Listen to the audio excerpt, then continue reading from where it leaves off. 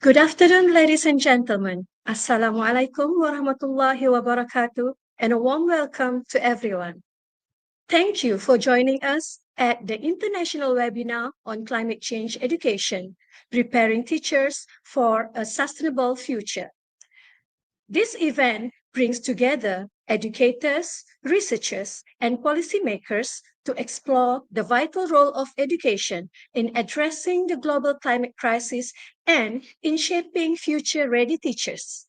And my name is Fawarni Haji Ahmad, and I have the honor of serving as your Master of Ceremony for this afternoon's session.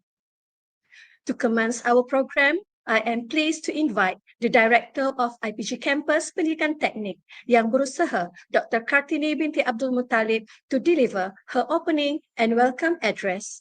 Yang berusaha Dr. Kartini, the floor is yours.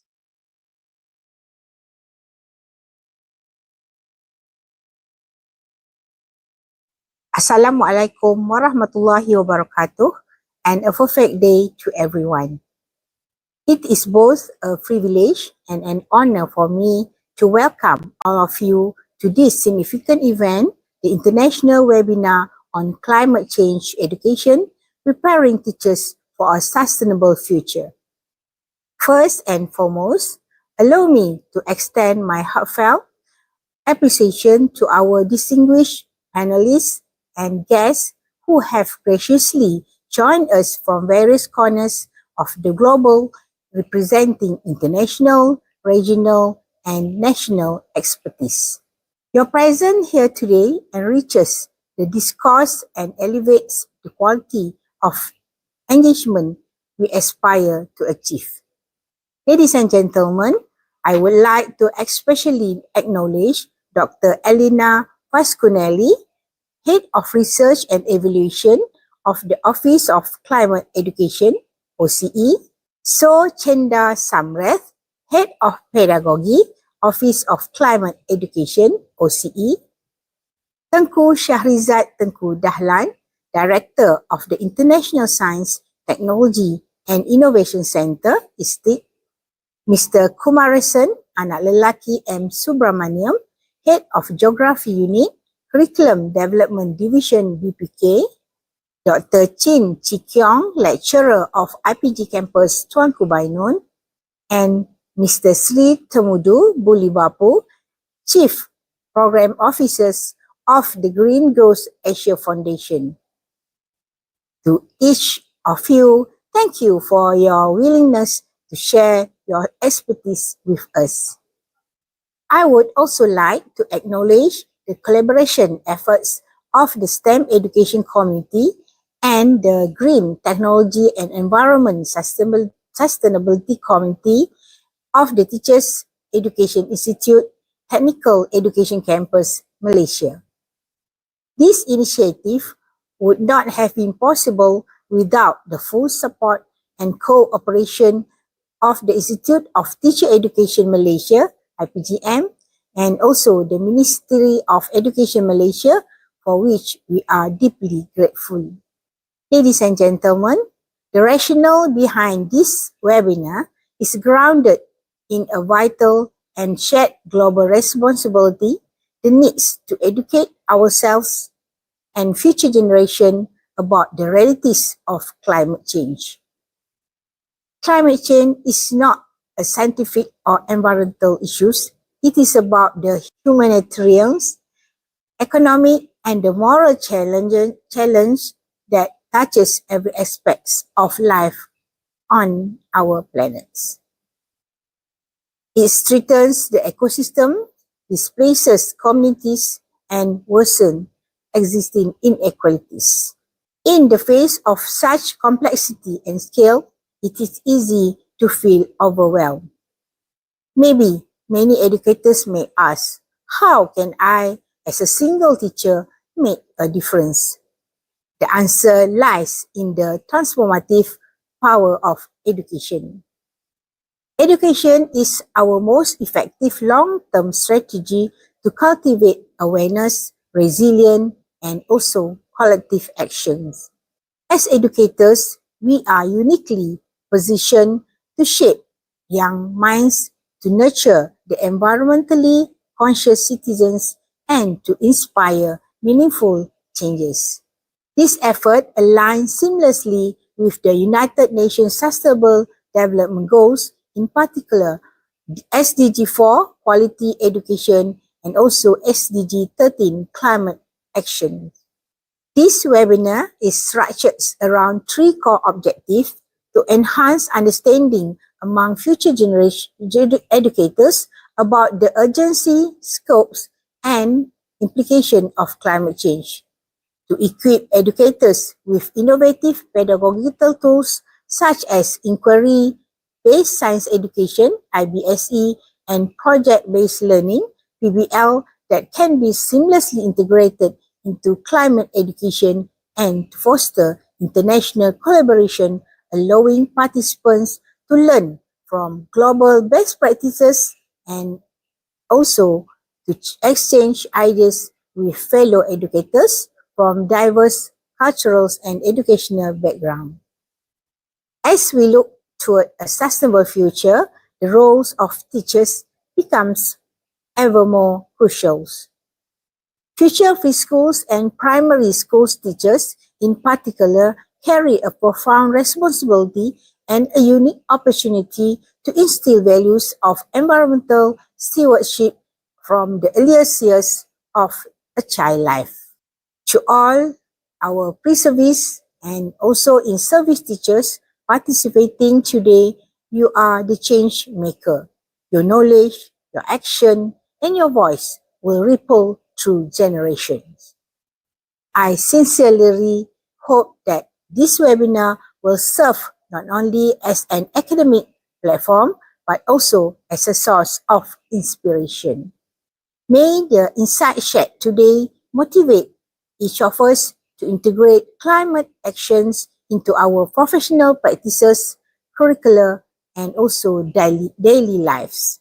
In closing, I would like to express my deepest appreciation to the organizing committee members, to the technical teams, and every individual working tirelessly behind the scene. Your commitment and effort have made today's event possible. Let us move forward with renewed purpose and dedication. Let us equip our teachers, empower our learners, and protect our planets together. Thank you, and I wish you all a fruitful and inspiring session ahead. Wabillahi taufiq wa hidayah.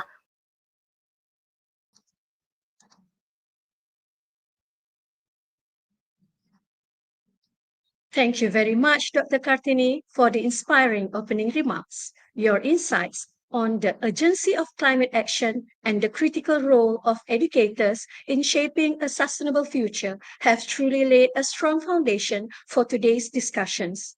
Your message reminds us that the teacher education is not only about the content knowledge, but also about nurturing values, responsibility, and global citizenship. Next, we are pleased to present a research sharing session conducted by our own student researcher.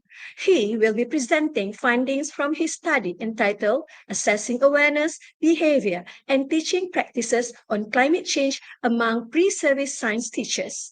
Let us now welcome the student presenter, Mr. Muhammad Zafirul Arif bin Zainal from PISMP Science IPG Campus Pendidikan Teknik to begin the session.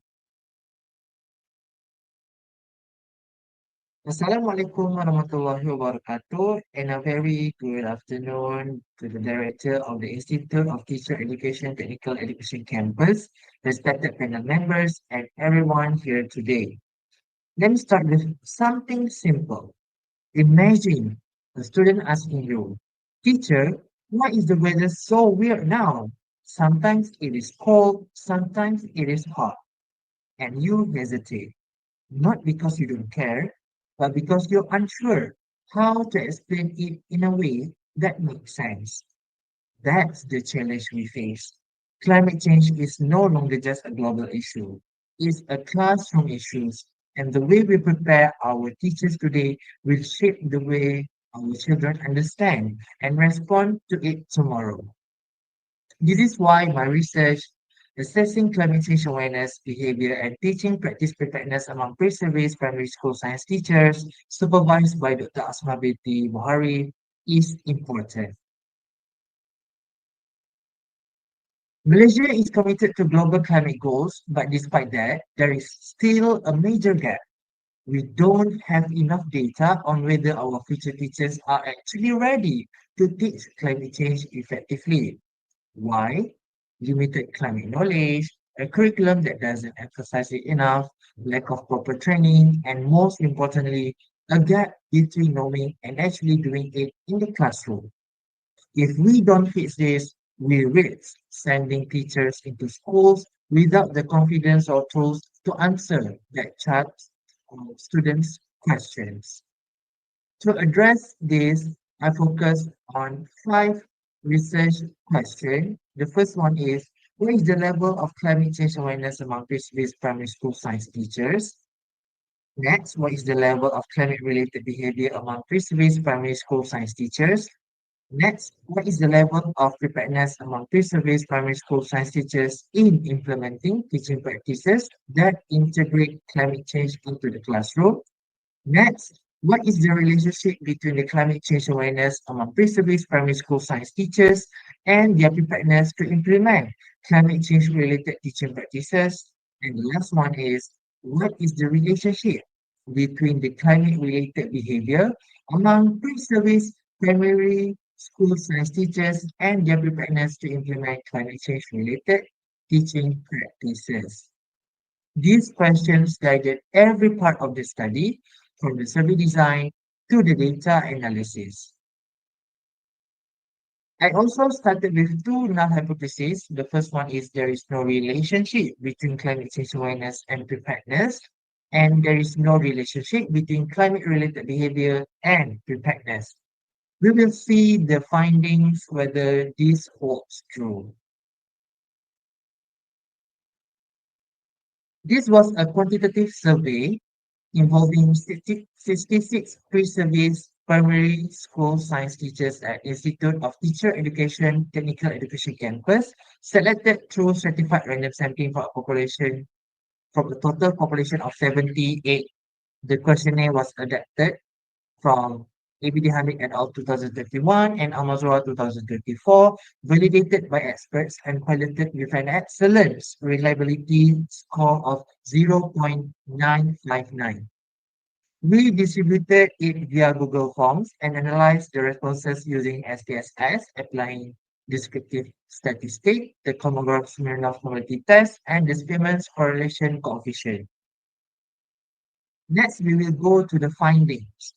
The result shows a very high level of awareness with a mean score of 4.43. This means most respondents understand the causes, impacts, and agency of climate change. This is encouraging. It means knowledge isn't the biggest barrier. The second one, behavior was rated high with a mean score of 3.97.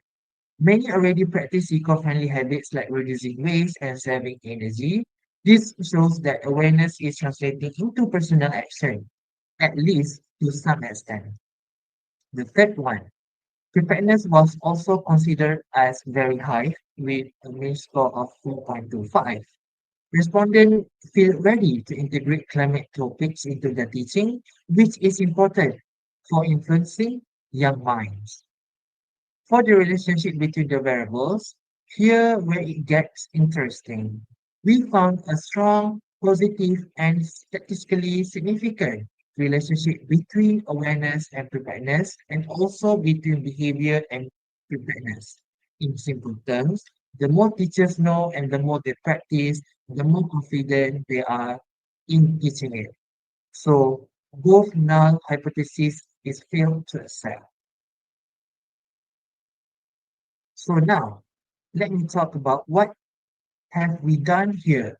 Here at the Institute of Teacher Education Technical Education Campus, we've already planted the seeds, literally and figuratively, for a stronger climate conscious culture. We have celebrated Earth Hour, where the entire campus took part in switching off non-essential lights and electronics for an hour.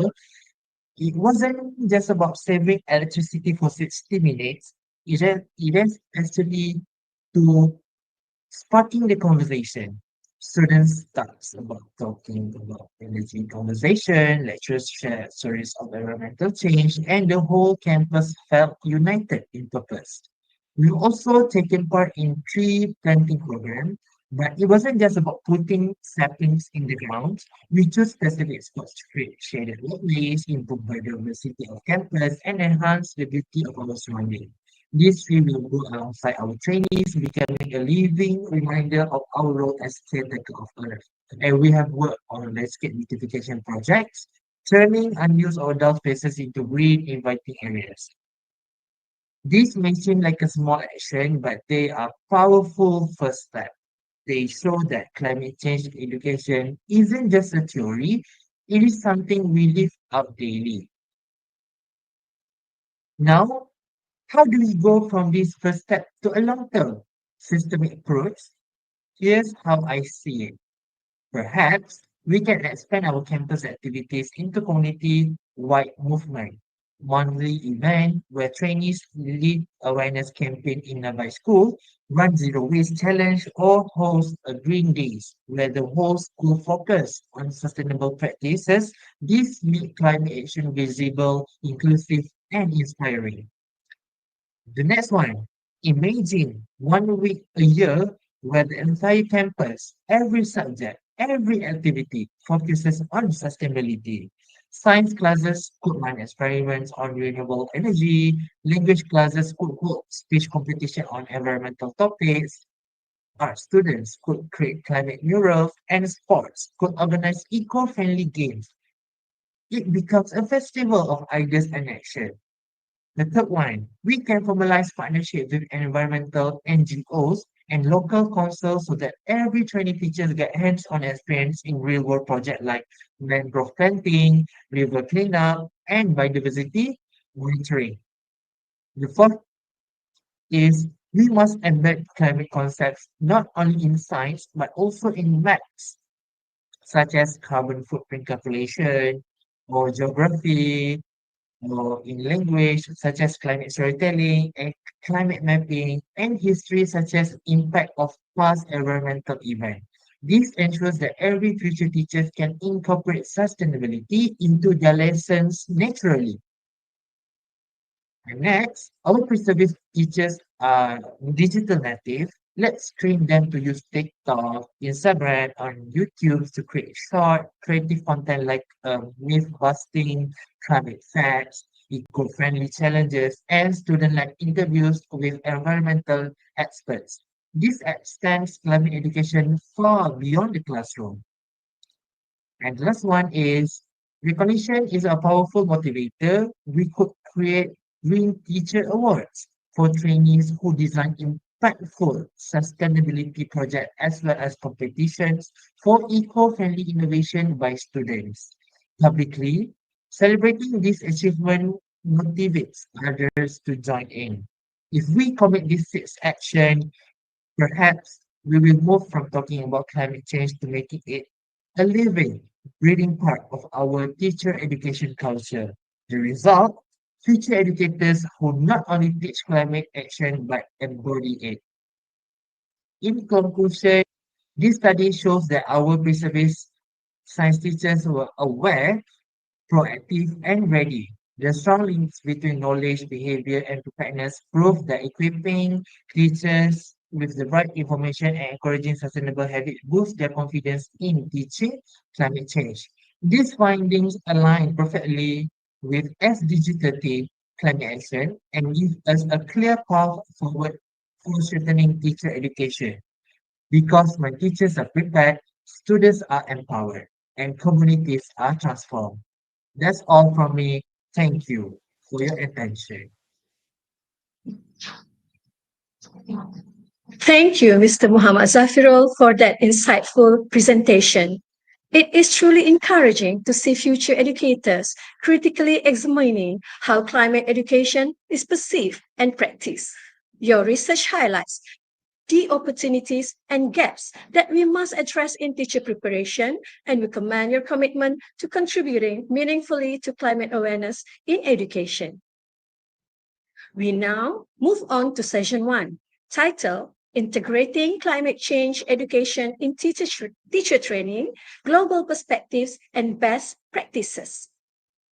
The objective of this session is to expose us to the multi-dimensional impact of climate change and the important role of education in addressing its implication at global, regional, and local levels. To guide this session, we are pleased to invite our moderator, Dr. Lo Su Ling. Dr. Lo, the floor is yours.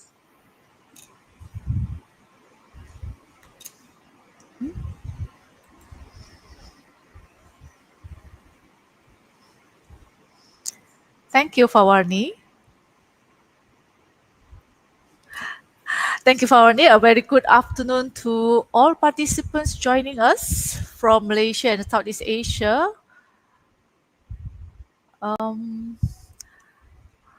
And a very good morning to those joining us from France and across. Working, is it? Can you see me? Okay. Okay, let me check.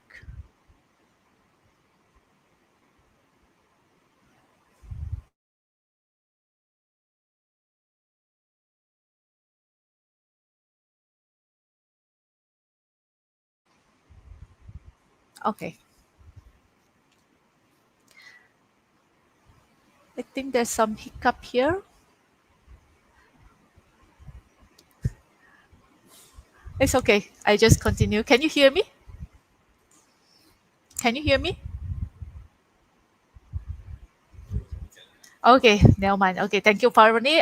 Once again, a very good afternoon to all participants joining us from Malaysia and Southeast Asia, and a very good morning to those who are joining us across Europe, especially from France.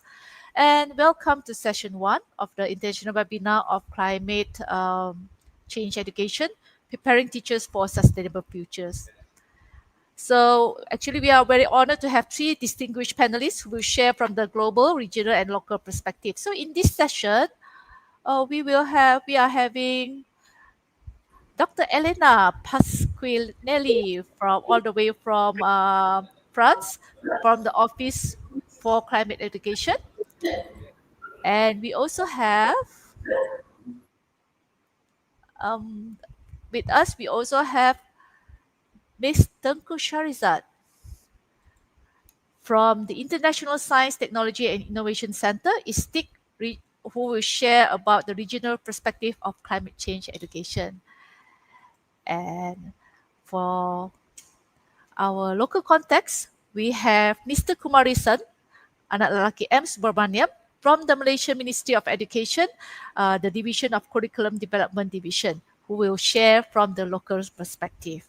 So each panelist will speak for 15 minutes, after which we will have a short discussion.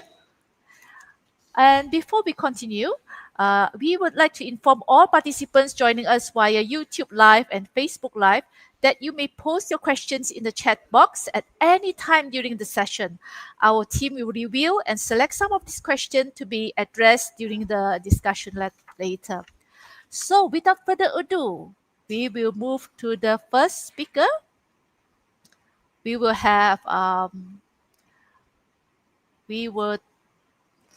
Dr. Elena to speak, to share about the global context of climate change education.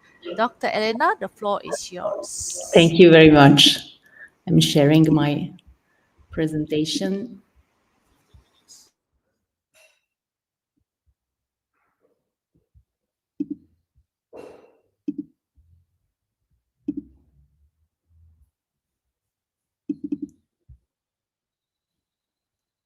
Here it is. So it's a great honor to be here to share about this incredibly important topic. I don't think I need to convince you about this. The aim of education, we all know, is first and foremost to prepare future generations to the world they will deal with. And it cannot be understated how much it is important today to prepare these young people and ourselves, as we have already heard, to take on this complex, this challenge, which is facing climate change for adaptation and mitigation. And I'm happy to be able to say that the importance of education for meeting this huge challenge is widely recognized internationally. We know that it is already present in the Paris Agreement. It was already present in 2015 in the Paris Agreement, the recognition of education, and it is widely present in the actions of the UN and of the UNESCO. And as we've heard, it is already present in the spirit and in the intentions of your governments and other governments as well. Nonetheless, we need to recognize another gap, again, a gap in the implementation of this kind of education worldwide.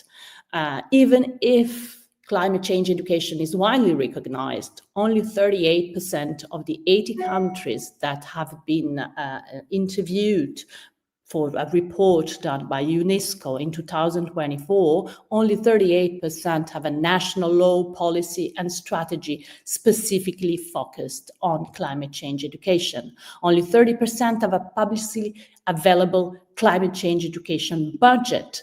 Only 30% give the necessary space to climate change in teacher training plans, which is the objective of our discussion today. Only 44% target indigenous peoples in their climate communication and education activities, and only a few countries incorporate social, emotional, and action competencies into primary and secondary climate change education. And we will see that this is a really necessary step to take. So why this gap is important, why it is important to recognize this gap. Another survey done by UNESCO in 2022, with some limitations to the kind of population interviewed, showed that of the 17,500 youth interviewed, only 70% could not explain climate change beyond basic or vague terms. Even if we acknowledge the limitation of this study, more recently, another international evaluation on environmental knowledge, the TEAMS 2023, has shown that there is a huge gap, huge variability between countries and within countries about the environmental understanding that students have and about their behavior. The pro-environmental attitudes are common globally among the youth, but responsible behaviors do not necessarily follow. We have another reason to be worried about the implementation gap, which is the emotional distress that climate change education can cause to youth, to young people.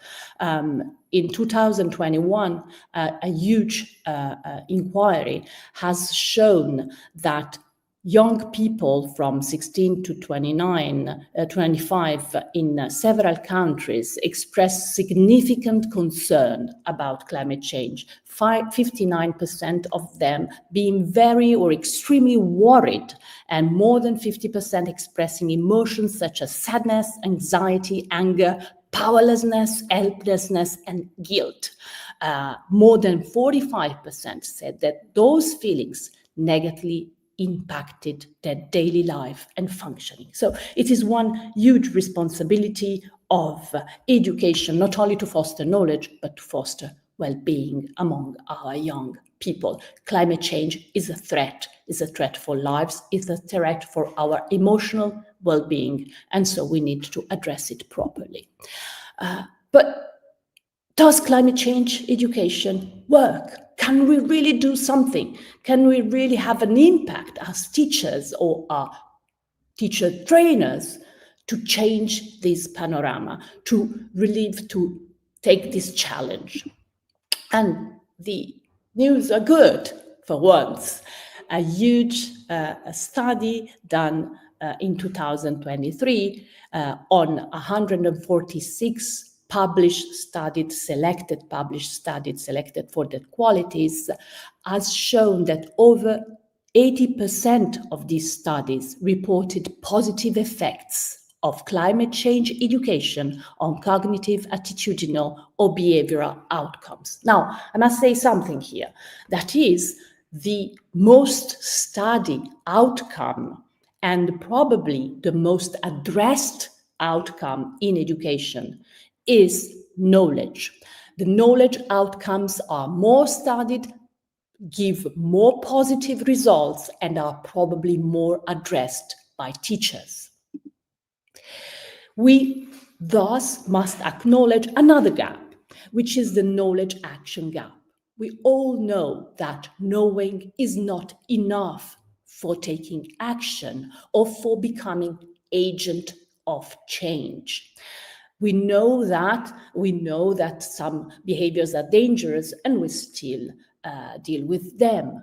So this is true also for climate change education. Raising awareness and even providing knowledge is not enough in order to foster attitudes, values, confidence, and the capacity of reasoning about how to act and to choose paths of action that are coherent with the knowledge that we have gained.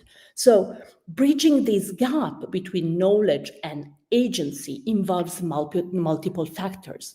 The structural constraints. It's not always easy to take action or to become agent, to connect to others, to choose the right path, or even to have access to the choices we've made. But there are also psychological and socio-cognitive drivers and influences that we start to know and that we can address within education. Nonetheless, I would like to stress the fact that knowledge is not nothing. Let's not think that developing knowledge among our students will change nothing. Knowledge is important. Knowledge reduces climate denial, corrects misconceptions which are shared both by students and by teachers. There are many studies about that. It boosts concern and it supports the support for climate policies. When we understand why certain policies are made and are put in place, we are more ready to accept them. But there's another important effect of the knowledge, raising knowledge, which is the fact of producing spillover effects.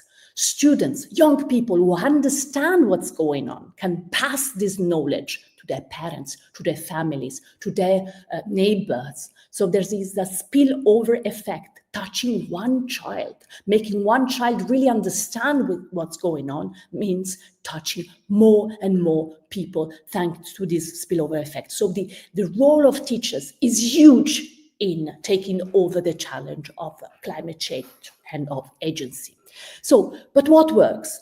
I want to stress the really importance of doing what we've just heard, of doing science about climate change education, of not bounding ourselves to intuitions about what might work, but to do research, to connect researchers and educators in order to really measure what are the most efficient ways of teaching and of training teachers in order to raise knowledge, values, attitudes, and agency. So what do we know so far? What the literature, the studies that have already been done tell us about what works in climate change education. We have some indications, but there's another gap here. I'm sorry about all these gaps. We need more research. We don't have enough research to be sure to fulfill all the needs of knowledge that we have. But we have some indications about what seem to be associated, correlated with the development of knowledge, attitudes, and behavior. First is to make the content of education, climate change education, personally meaningful for the children, relevant. They must feel there's something for them, something they can grasp, something that is relevant for their own environment.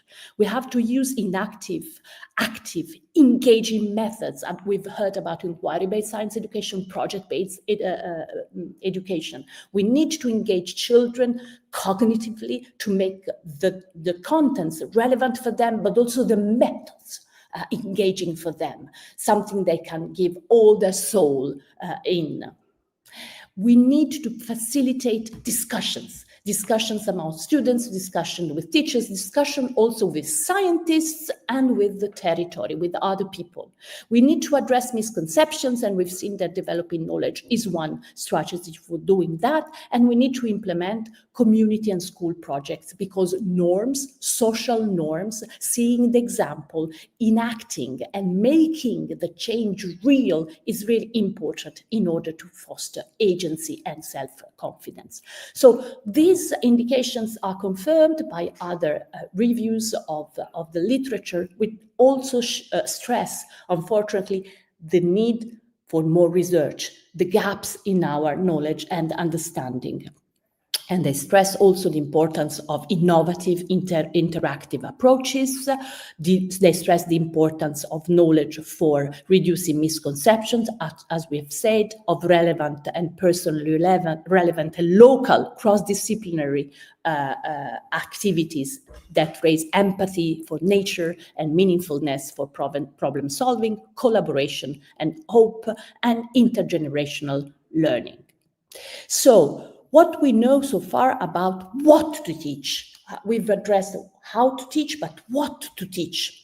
And some very important documents are available for all of us to address this question, produced by international agencies like the UNESCO, like the European Commission or the OECD, which all stress the importance of going beyond knowledge-only approaches, even if, I say it again, knowledge is important, and to address more generally climate literacy. Climate literacy is the capacity to understand the causes and consequences of climate change, to evaluate the strategies to mitigate and adapt to its impacts, and actively engage in informed decisions and solutions to address it. It is based on at least 4 important competencies to develop among children: understand the interactions between climate systems and human activities, apply knowledge and evidence-based reasoning to analyze climate issues, be able to select, evaluate, and value information that come from the outside, and be prepared and motivated to show agency and take informed actions on climate issues. This, of course, mobilizes not just, as I was saying, not just knowledge, but thinking skills, attitudes, and values that must be present in our education.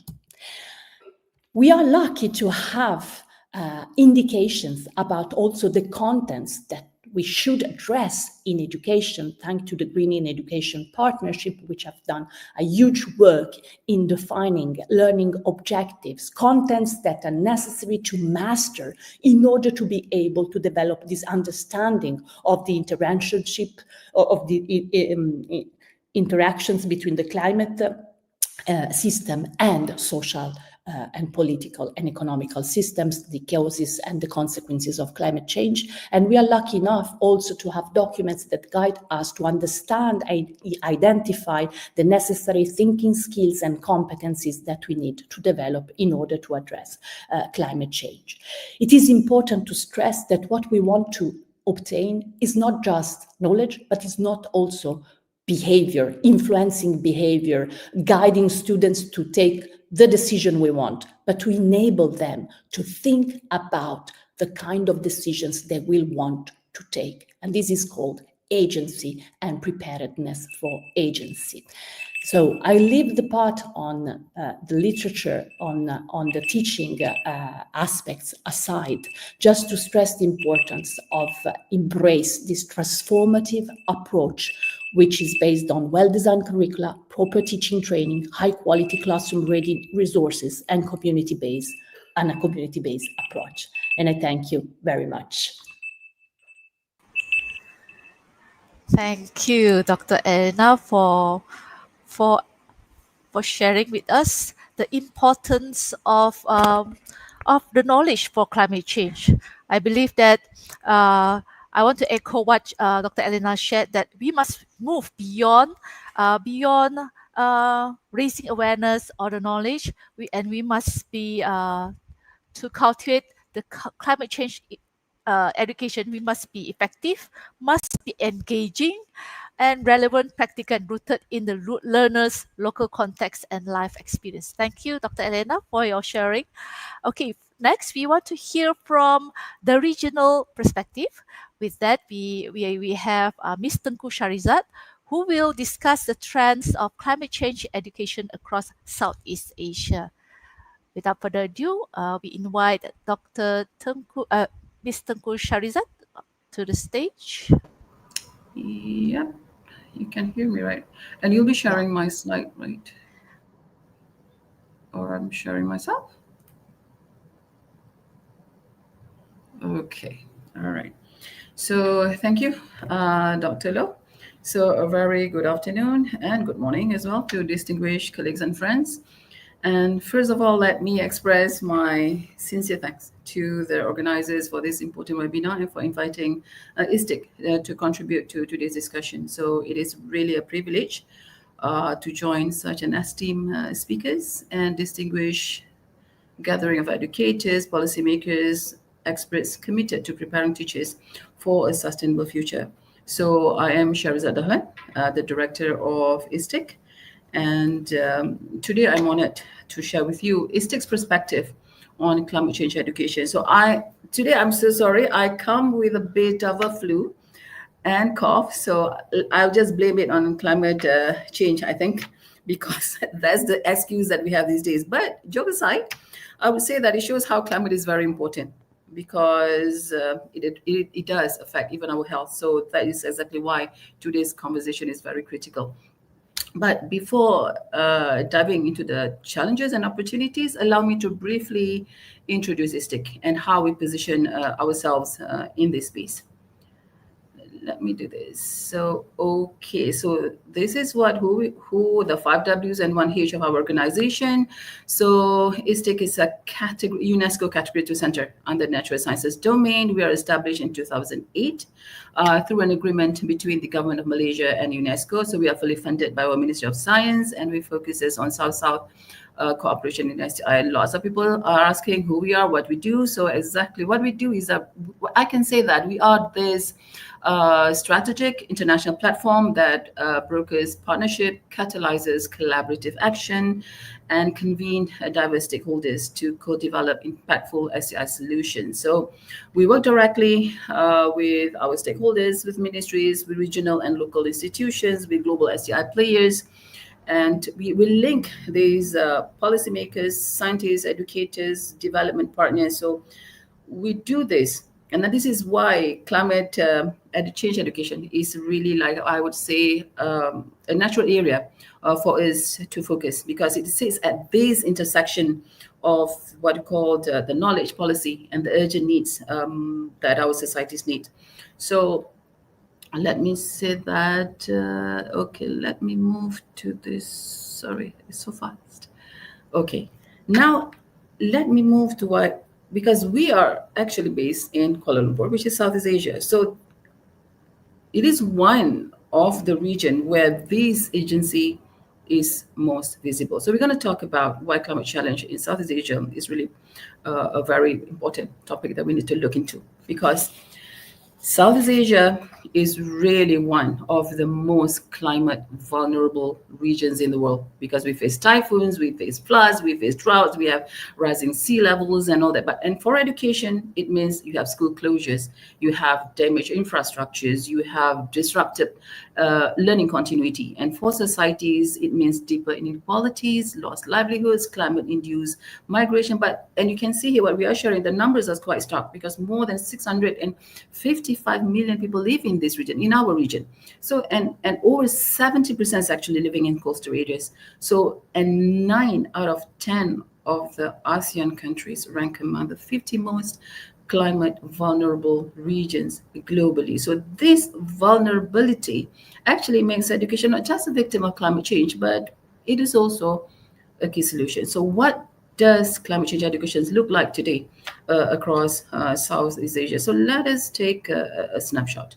So across these regions, you can really see that we see, I would say, like a mixed progress, because some countries like Philippines, like Indonesia, they have mandated the CCE or climate change education in their curriculum, in their national curriculum. But you can see others are embedding it within their science, their geography, or their physics. But teachers still face the challenges because still many lack training in climate literacy. We have this lack of access to localized resources. So these results is actually gives this uneven quality and confidence in teaching climate issues. So, but still, there are still what you call that best practices that are worth highlighting. So we are highlighting here, like for example, the Philippines. They have integrated their disaster risk reduction and resilience into lessons. We have Indonesia's eco school movement, which link classroom learning to what do you call that, school greening. And we also have Malaysia, who promotes environmental stewardship through co-curricular hubs. And also we have at the regional level, like SIMEO and, for example, UNESCO's UNESCO ESD programs that are providing this valuable framework, I would say. So from this current landscape, so it is clear that the teachers are actually the linchpin, because preparing them well is the single most effective way to scale climate education. So let's move to this one. So this is why, as I mentioned, while preparing teachers for a sustainable future, these are the key strategies. But again, I would like to highlight that this is ISTIC's perspective on the importance of climate education. So what we feel like, because teachers are really the frontline climate leaders. So we know that their role actually extends beyond not just teaching science, but they shape how the young people think and how they act and how they adapt to this changing climate.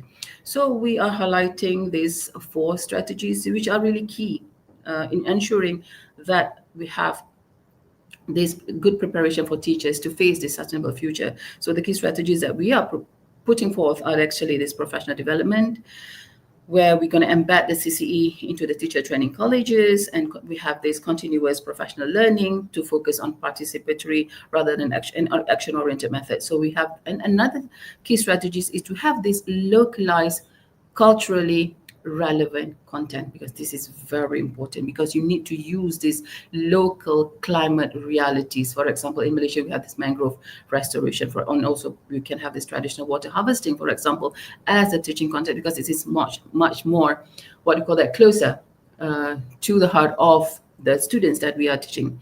And we need to integrate the indigenous and local knowledge alongside this scientific concept. Then the third one that we would like to put across is this cross-sector collaboration, because this is really something that, because it cannot be done in silos. So you need the involvement of the ministry, the NGOs, the universities, the communities to co-develop the curricula, and these are really to be supported by this ASEAN, SIMEO, and UNESCO. And the fourth one is definitely going with the technology. So you need to have that to leverage the digital and remote learning tools. You need to leverage on the technology to maintain continuity during climate disruptions, and also to expand these open access resources in local languages. So if we combine these strategies, we can create a stronger regional architecture for climate education. And in for ISTIC, so we see these major opportunities to accelerate this through our regional action. So let me share. So these are the opportunities that why we say that this is very important, because we believe regional cooperation will amplify the local action. Because nowadays we know that in this interconnected world, that the only way to go is through collaboration. So you really need to collaborate. And you need to work with across multiple stakeholders. So these are just some examples of what we can say, that some opportunities that we can do together in the regional level. For example, we can have this ASEAN Teacher Climate Fellowship. We can have this Climate Education Resources Hub. We can have this joint monitoring framework where you can track teacher preparedness and student climate literacy. And you can also have this the youth teacher partnerships, where you can empower students and educators to co-lead projects in their communities. So these are the types of initiatives that ISTIC is well placed to convene, because we can link the ministries, we can link the experts, and we can link the regional bodies. But this is also to show how we are putting these ideas into practice.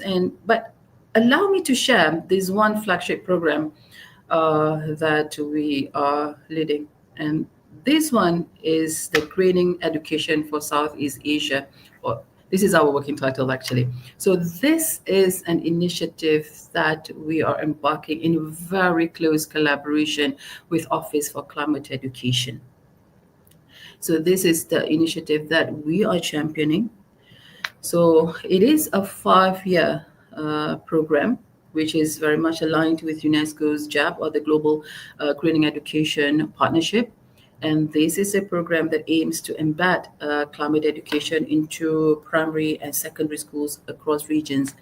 And our goals, I would say here, is to really to strengthen the, the understanding of climate change science, to strengthen the impacts and solutions, and to foster what we call sustainable behaviors in schools and communities, and also to build resilience by equipping teachers, equipping learners with adaptive skills. So by this is our aim. So by 2030, so we hope that G4SEA will reach over 200 schools. We can train more than 6,000 teachers. We can impact 400,000 students. So maybe that sounds a bit ambitious. So, but we're going to start with Malaysia and Indonesia before we expand to other ASEAN countries. And why we chose Malaysia and Indonesia, because we share a lot of commonalities, and we can really see that these two countries would be what you call that the two pilot countries that we can work easily with, so that we can integrate, we can learn from one another. And let me see whether, okay, so this is what I have mentioned just now. So these are the numbers that we are targeting. These would be the impact that we are looking to. But it is ambitious, but I would say again, this is pragmatically, realistically ambitious. So the implementation plan is actually phased. But before that, let me share the key components of the program that we are going to, or the initiative that we are going to develop. This is going to design and the curriculum. They are the key components of the five key components of the program. So we're going to look into the curriculum development, where we're going to design and integrate comprehensive climate change modules into existing curricula, which are going to tailor to Southeast Asia's environmental and cultural context. So another component that we are looking into is the teacher training. So this is where we're going to train educators in climate science, sustainability, pedagogy, and methods to inspire student engagement. And another important component is definitely on the community engagement. So this is where you're going to foster school community initiative to promote the local climate awareness and collective action. So the fourth component that we are going to focus on is actually on the student leadership, where you're going to support student-led environmental clubs and projects to build leadership and encourage climate action.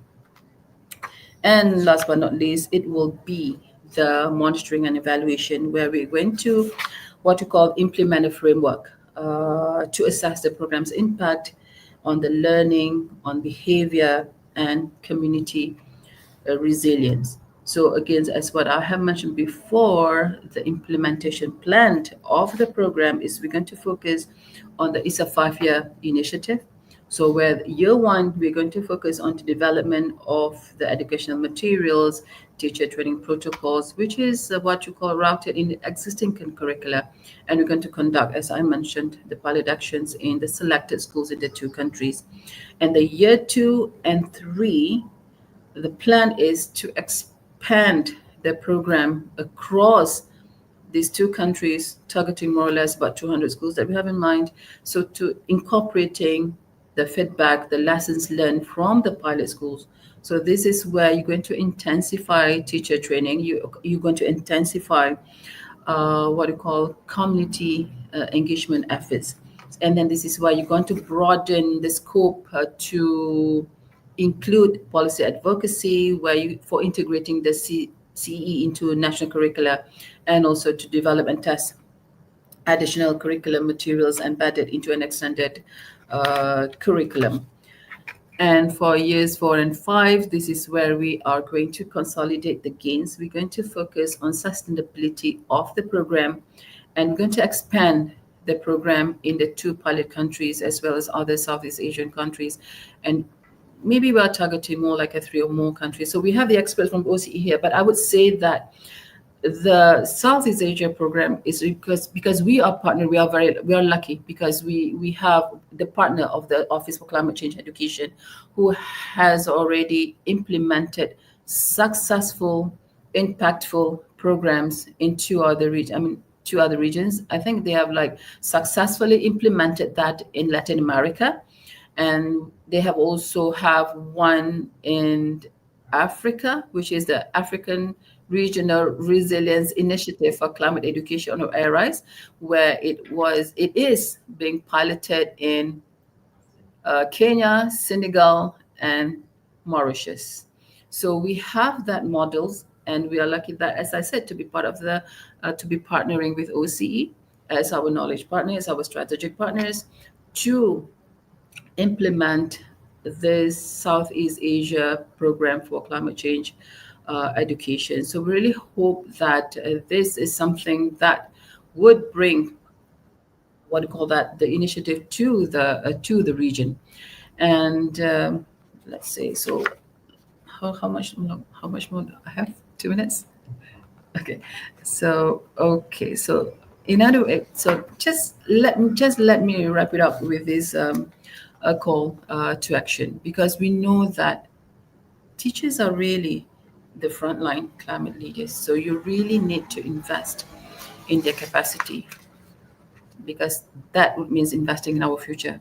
So regional cooperation really amplifies local impact. So what works in one community can inspire many.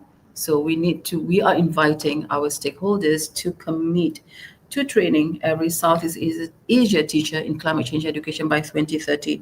Because we know that, but if we equip our teachers with the knowledge, skills, and passion to teach for the planet, we equip our children to live and lead sustainably. But most importantly, what we would like to emphasize here is like, you cannot do this alone.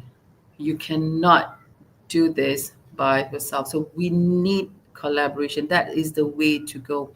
Because for us, because we, again, I have to emphasize that we are lucky because we work with knowledge partners, we work with strategic partners, because we are actually just a platform to convene. So we are leveraging on the UNESCO's convening power. So we are leveraging on the vast network that we have to, what we call that, to realize this vision.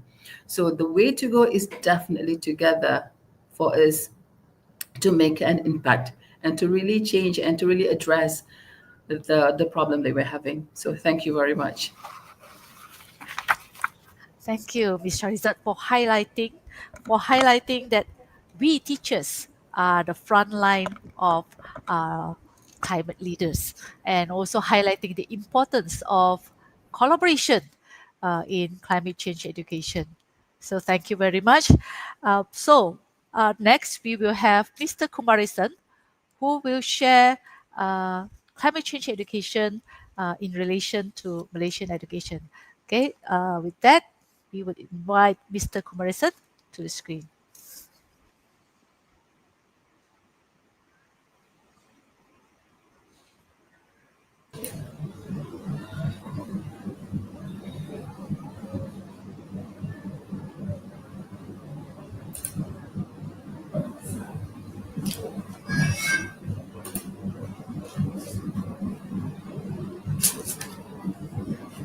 Hi everyone, good evening. My name is Kumarisan. I'm from Curriculum Development Division, Ministry of Education. Let me increase my volume. Can you hear me?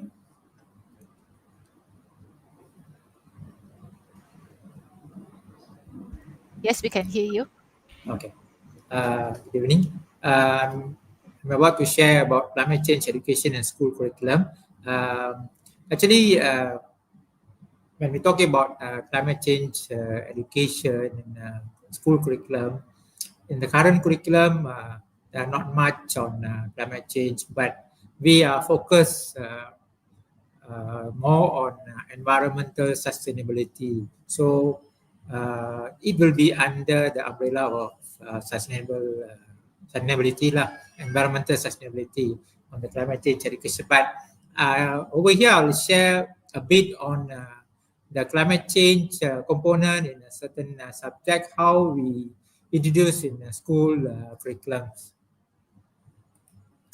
So the goal and objective are to develop students with positive values towards climate change, gain knowledge and skills related to climate change, and encourage active involvement in solving environmental problems.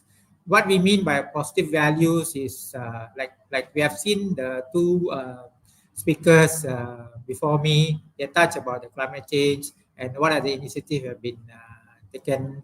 So we over here in the Ministry of Education always support whatever the initiative on climate change or environmental. So we want the students to have a positive value. So we want to instill the positive values from the small, so that whatever happened in the past can be not changing. We can change the whole thing. At least we can reduce the damage on the earth or on the environment.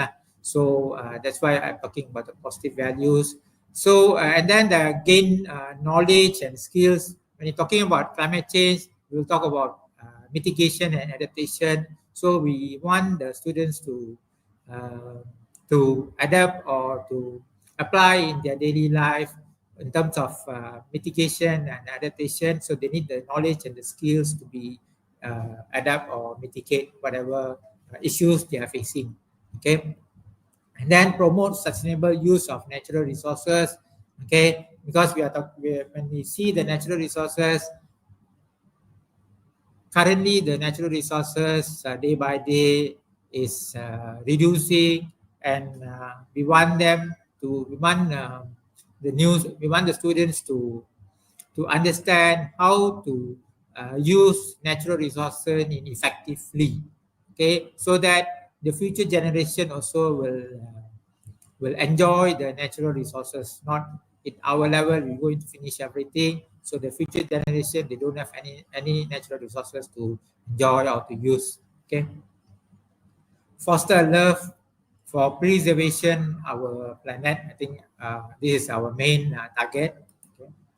Okay, in terms of climate change education school curriculum, it introduced explicitly and implicitly.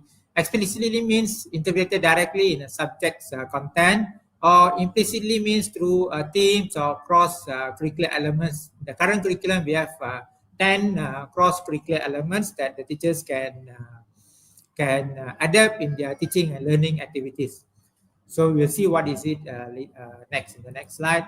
So the climate change education explicitly and implicitly implemented in the starting from the preschool itself. Preschool, science subject, geography, moral education, Malay language, Islamic studies, and some other studies also. But this is the major subjects that we can see directly in their subjects. Okay. So example, we can see here the subject of geography. There are topic directly on a climate change. There are topic called weather in the subject geography for Form 2, where in the subject geography they will learn about the weather in the Malaysia and the Southeast Asia and also in the world. And throughout in the subject, in the topics, they also will learn how to mitigate and adapt to whatever climate change. So how to handle the extreme weather. They will expose to all that lah. Okay. Currently I'm in Bintulu, Sarawak. Okay, Bintulu, Sarawak. So I think in Malaysia, most of us knows that earlier of this year, I think somewhere in January, the whole Bintulu has been damaged by the flood. One of the worst flood happened in this region, and I'm in the school where the school becomes the place where all the victims are placed for time being. So this is a place where it's quite bad, where flood happened lah. Okay, so because of the climate change. And then we also have a topic on global warming. Okay, global warming is directly about the climate change in a form 2. And then there is green technology. The green technology topics on green technology is covered by geography, science, or science also covered on green technology. And then there's another aspect is renewable and non-renewable natural resources. So this one under science subjects, okay.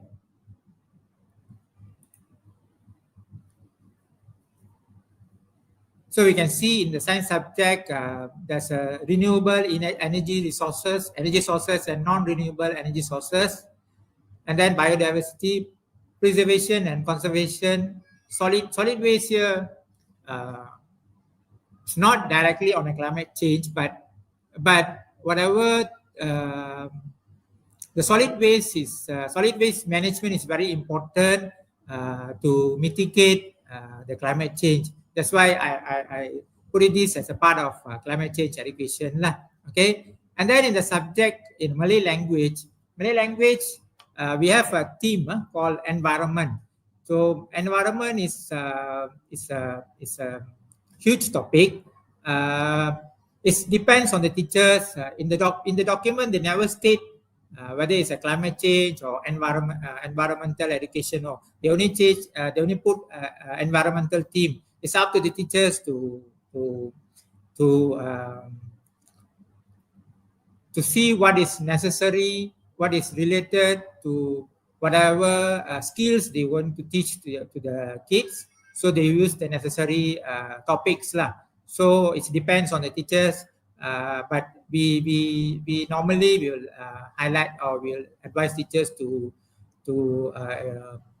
take into account on the climate change, not only about the 3R. Always people talk about what do we say, the 3R things only. Recycle. Every time recycle. Year 1 also recycle. Year 2 also recycle. Year 3 also recycle. There's a lot of things that the teachers can expose to the students lah. Okay. Okay. The other part is the explicitly. Just now we see the explicitly. Implicitly, all the subjects must integrate environmental sustainability in their curriculum or in their classroom teaching and learning. We call cross-curricular elements. There are 10 cross-curricular elements. The one I highlighted is environmental sustainability. Okay, of course, there is a confusion over there whether climate change and environmental education are same or different. Okay, but since in the current curriculum we don't have element called climate change, but we'll include it in the environmental sustainability, because although it's not direct, but it's really plays its part on the environmental sustainability. Okay, so there are 10. So we see what is environmental sustainability. So environmental sustainability awareness, developing awareness towards the love of the environment in the people's lives needs to be nurtured the teaching and learning process in all subjects. Okay, that means it's not only in geography, in science, or in moral education or Islamic education. All the subjects from preschool until Form 5, all the subjects are must integrate all these cross-curricular elements when it's necessary. Okay, knowledge and awareness on the importance of environment would help to shape people's ethics in appreciating the nature. Okay, why we put environmental sustainability in a cross-curricular element? Because currently, although it's important, but we don't want to specific in a certain subject only talk about environmental sustainability or climate change. We want all the subjects, whichever nature of the subject, to integrate and show students how to how to bring awareness on environmental to the students lah. Like example, like a subject like arts and culture. So when you're talking about arts, normally what we'll do, we'll draw. It can be anything they can draw. So we use creative expression to promote environmental awareness in the subject of arts. Okay, in the music, students can create songs or lyrics on environmental awareness. In a subject like history, we only people talk about history. Said everything already happened. What we're going to learn from that? So if you don't learn from whatever happened, so we will be facing the consequences in the future. So that's why it's important for us to learn about the past civilization impacts on the environment. Whatever happens, or whatever things that we are facing now, the environmental issues, extreme weather, floods, everything is because of past civilization impacts. Whatever happens in the past, now we are seeing the consequences. So we don't want the future generations also face the same consequences lah. So there must be a learning aspects that must be done. So that's why when we're talking about history, so they need to understand. We don't want to repeat whatever happened in the past. Okay. In the moral and Islamic education also, there's values on responsive citizen lah. When you're talking about moral education and Islamic education, they place very important role in their subjects lah, because they're going to shape the students' well-being, students' disciplines. So it's important these elements are integrated in their subjects. Okay. Okay. This is the current curriculum. What about our future curriculum? Then the future curriculum, this is the 2027 school curriculum framework. We're going to launch this curriculum from 2027. There are 7 competencies: self-development, communication, responsibility, and then we have digital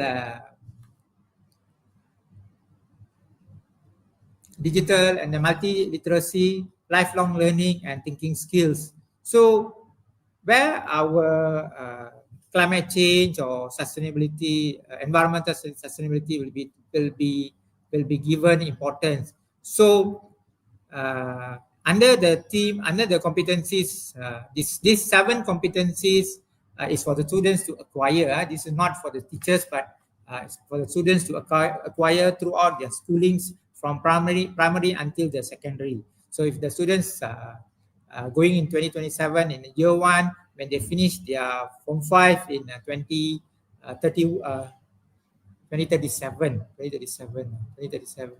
yeah, 2037, 2036, they will acquire all these competencies. Okay, and under the responsibility competency, there's a sub-competency called environmental sustainability. So all these competencies and sub-competencies must be integrated in the teaching and learning process. So that means if the current curriculum in the KSSM or KSSR, there's a cross-curricular element, which is the teachers only integrate when they're necessary. But out of the 10, they will integrate the necessary. Not every day there will be a cross-curricular elements to be integrated. But in the 2027 new curriculum, these 7 competencies must compulsory for the teachers to integrate during their teaching and learning activities. Okay, so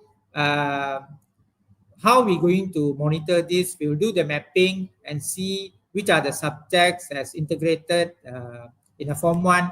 What are the competencies has been integrated? in a Form 2, what are the competencies integrated, which are the competencies not covered by this subject, whether the other subjects are integrating the competencies or not, because we want all the students to acquire these competencies through the subjects.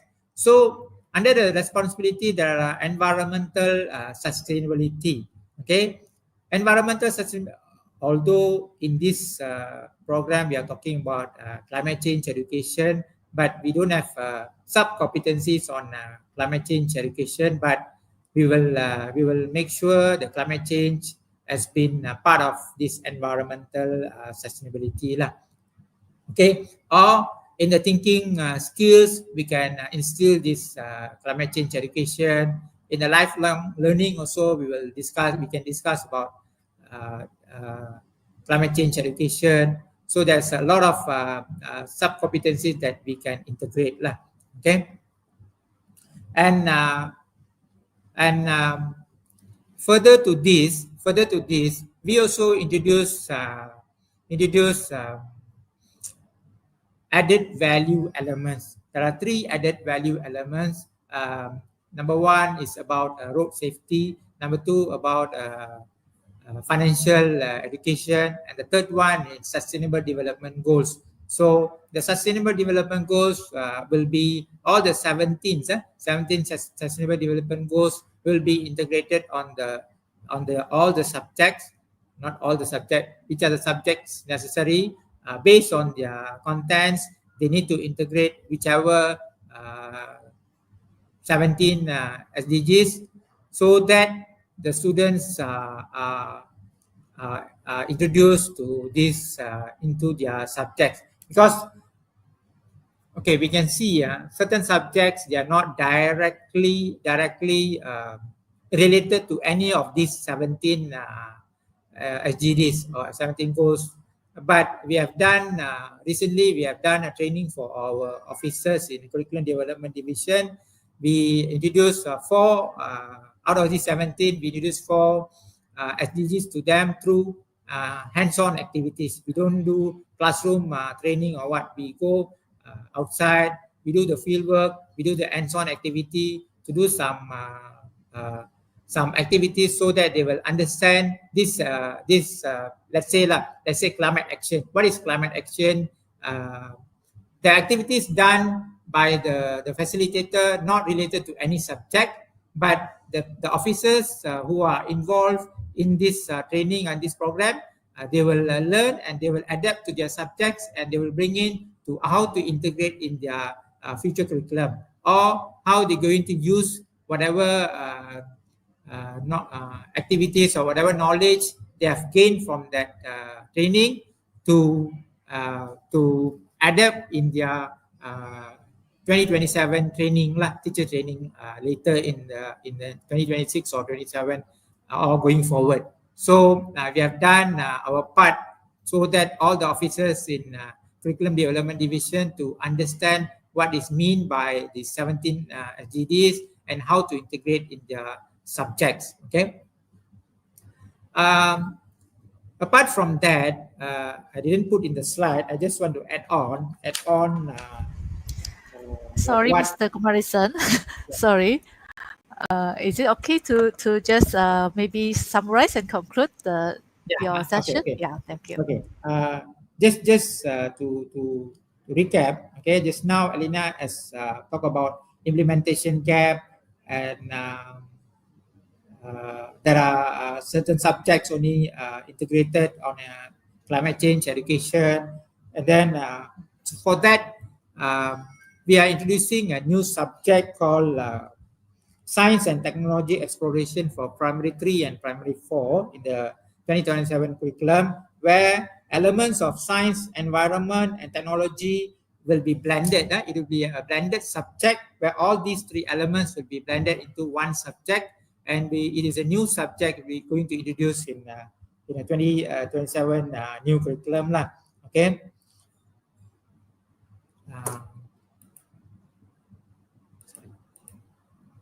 So that's all from me. Thank you very much. Okay, thank you, Mr. Kumarisan, for providing us a glimpse of how CCE is going to integrate in the future Malaysian curriculum. Yeah, thank you. Thank you. Okay, so now we have actually, okay, let me see if my camera is working. Okay.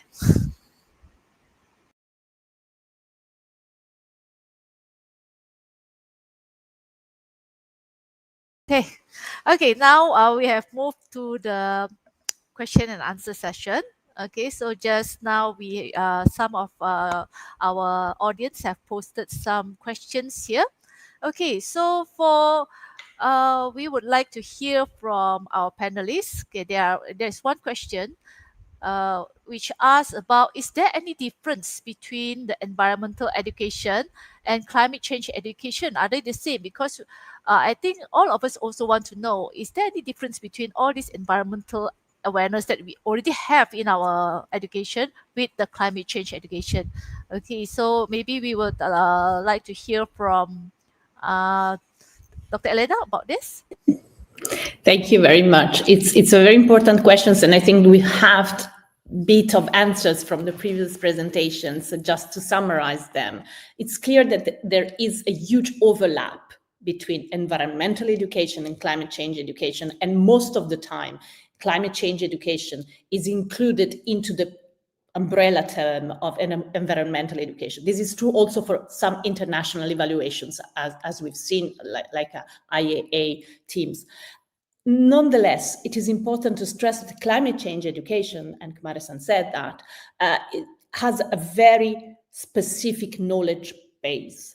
And it is very easy to mix things up and think, for instance, that when you're recycling, since it is within the umbrella term of environmental education, you're doing something about climate change, which is not necessarily the case. So it's very important that both for teachers and for students, it's very clear what they're working on. The overlap between environmental education and climate change education is mostly about values, the skills, the thinking skills, the attitudes to be developed, and also some skills about how to develop agency. When you value nature, the planet, your interaction with all the rest and with all the people on the planet and the animals on the planet and all the inhabitants of the planet, you're working in a transversal way on climate change attitudes, environmental attitudes. You develop empathy, you develop a capacity of listening at what is happening and caring for the rest of the people and of the planet. You're working about justice. But at the same time, the carbon footprint or how climate change has come to be, the impact that humans have had on the climate system and the consequences of the climate derangement that we've produced through our actions are very specific. So if we want to have a generation who really understands the specificity of climate change and the kind of actions that will be relevant, that will be impactful for climate change, we need this specific knowledge. And another thing which is related to that, sometimes we think that awareness is enough. I'm aware of the problem. I know the problem is there, so I will take action, or I know how to take action, which is not the case. We really need to develop a strong knowledge base about the causes, about the mechanisms, and about all the interactions between systems, the biodiversity system, the ecosystem, the human systems, the cultures, the values, how all this has had an impact on what we see today, on the climate change we see today, how the values we have, the vision of nature we have has an impact on that. What kind of visions of nature will not have this kind of impact? So I think we need to stress that even if climate change is, of course, part of environmental education, and there's lots of overlap at the level of the attitudes, of the skills, critical thinking, systemic thinking, it's all the same. It's all needed for thinking about the crisis of biodiversity, the crisis of climate change, the crisis of pollution. But at the same time, these three crises have different causes, in part at least, and need to be understood specific. This is also why I was stressing so much climate change knowledge. Another last thing about that. Knowledge and not having a strong knowledge base makes things easier. When you have a strong knowledge base to teach, it is easier also to teach the competencies. People don't learn skills like critical thinking or systemic thinking from nothing with no contents. When you can work on a strong knowledge base, it is easier also to work on the competencies. So highlighting this knowledge base and connecting the competencies to the knowledge makes it also easier for the teachers and for the students to develop this global competence, which is climate literacy or environmental literacy or literacy for sustainability. So we have to focus on the transversal competencies, skills, thinking habits, values, but also be very clear about the knowledge base of each of these different problems, climate change, biodiversity, etc., and eventually the connections. And this is very difficult because when we have curricula which include these bits and pieces, it is difficult for teachers to see the connections, and it is difficult for pupils to see the connections. So we need to work on that to not explicitly making it clear with scenarios for teachers and for students what they're working on and the connections between the different disciplines that contribute to this kind of knowledge. Thank you, Dr. Elena, for highlighting some of the important components of climate change education and also environmental education. So for the next question, we have something similar, also talking about some of the environmental topics. Yeah, I think many of us may have some kind of questions about this environmental topic. Are the environmental topics such as global warming, pollution, deforestation in the curriculum considered as climate change education? Okay, maybe we would like to hear insights from Ms. Tengku Sharizat about this aspect.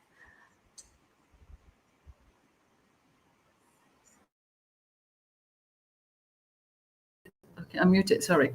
So I would say that this is a very common question. But for me, the short answer is not necessarily, because I think Elena has already given the context, perspective, and the essence of it.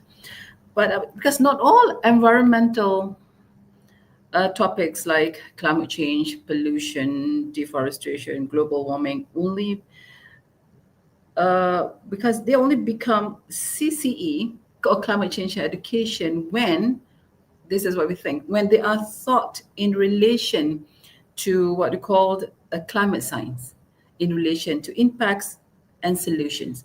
Because environmental education raises awareness, but the climate change education, they will equip the learners with the skills and agency to act on the climate crisis. I mean, if you can really put them side to side, environmental education and awareness, climate change education, I would say that environmental education, you focuses on the general care for the environment, like recycling and etc. But the climate change education will focuses on the causes, the impact, the solutions of climate change at the global or local, national or global levels.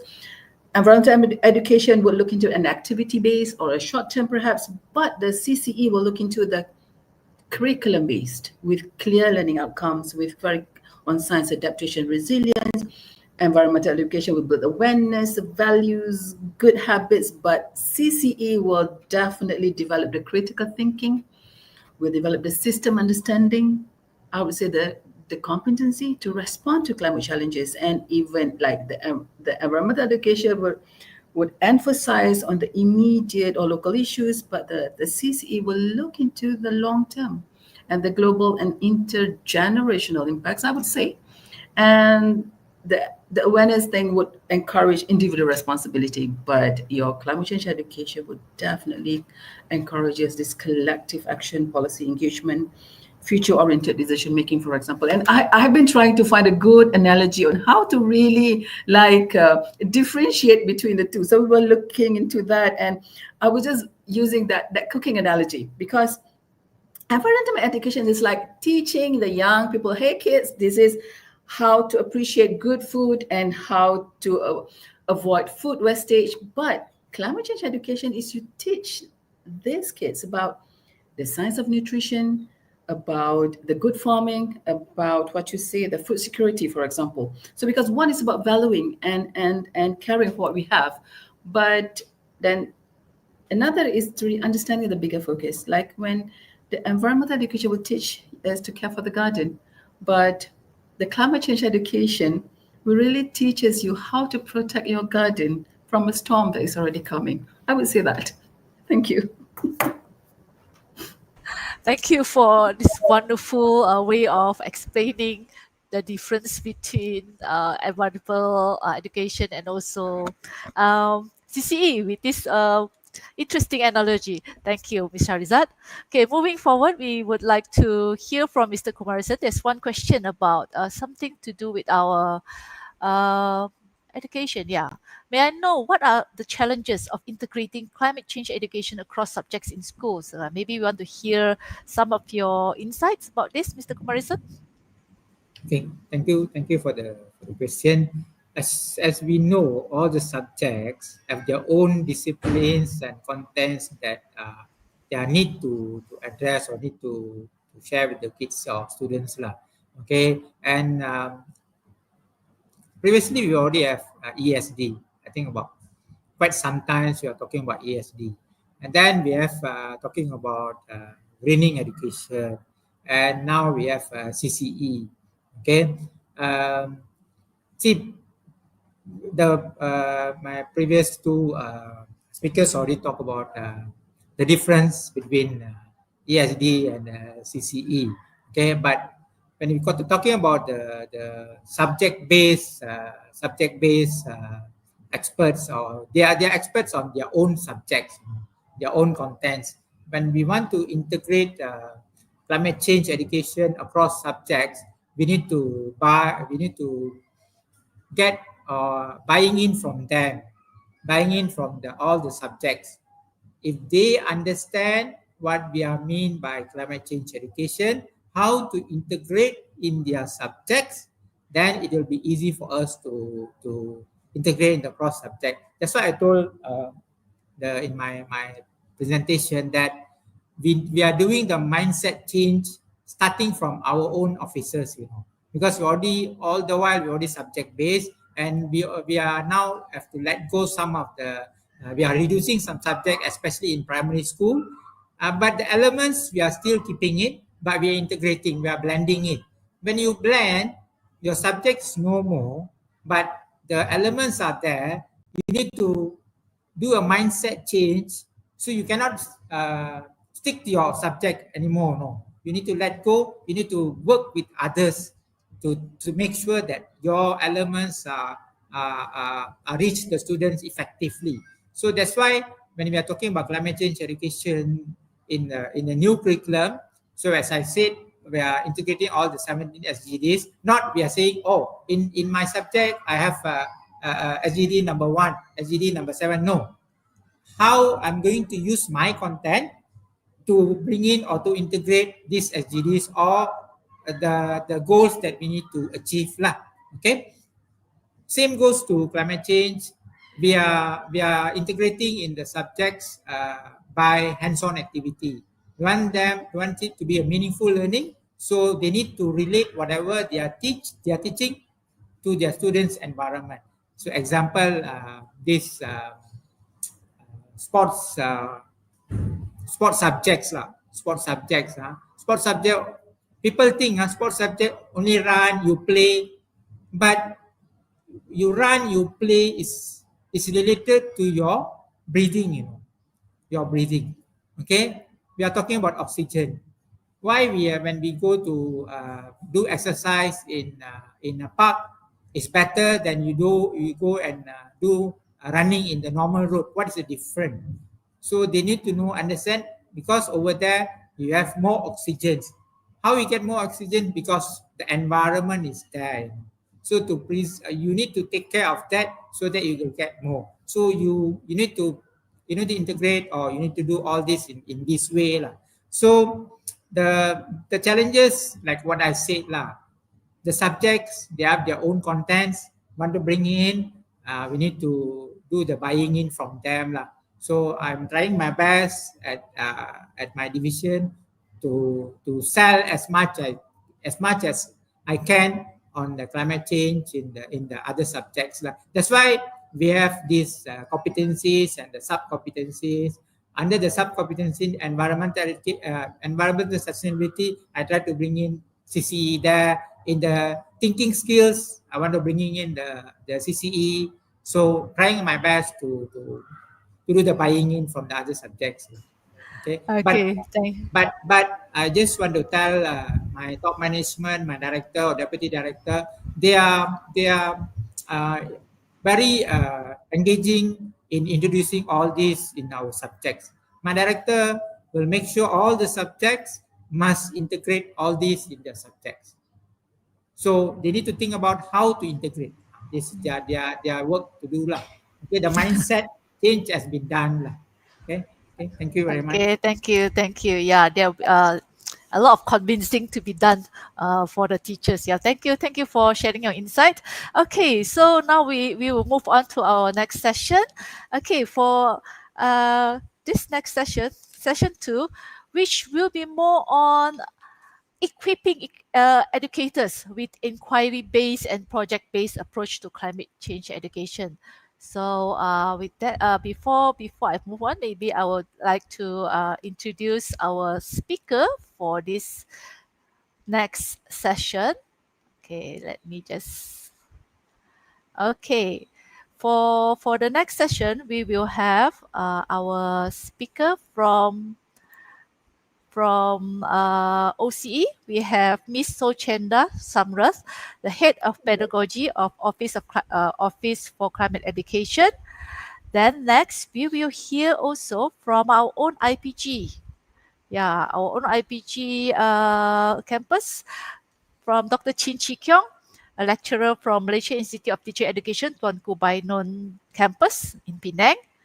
And we also have Mr. Sri, Mr. Sri from, let me see, Mr. Sri from Go Green Foundation, who will share something very interesting about eco schools. So without further ado, we will invite Ms. Sochenda to present her talk. Each speaker will speak for 15 minutes, then followed. After which we will have a short discussion after the three sharing. Yeah, okay. So, Miss Sochenda, the floor is yours. Thank you so much. Can you hear me? Yes. Can you hear me? Yes. Okay. So I think my presentation is up. Is it? Okay. Let me check. Okay, see your presentation. Okay, let me share your slides from my end. Thank you so much. Yeah, thank you so much for having me today to talk about designing learning experiences for young learners using inquiry and project-based learning. I'd like to start by, I'd like to start by addressing our educators, those who are attending this session with us, those who are new to this profession, as well as those who are already seasoned in the teaching field. We are truly living an exciting time as educators, with education being placed at the center, at the core of the action to address climate change education. I love this quote from Stefania Giannini. She put it so well: education is the most transformational climate adaptation action. So how can we as educators take on this challenge? Before we dive in, I'd like to briefly review what Dr. Elena shared with us regarding what works in terms of instructional approaches for climate change education. Climate change is unfortunately a very complex topic, and we do have a lot of misconceptions running even in our textbooks. So that's why it's very important for us educators to ground our teaching in strong science-based education. For that, inquiry-based science education, when paired with explicit instruction, does provide us with a robust framework for building climate literacy and correcting those misunderstandings.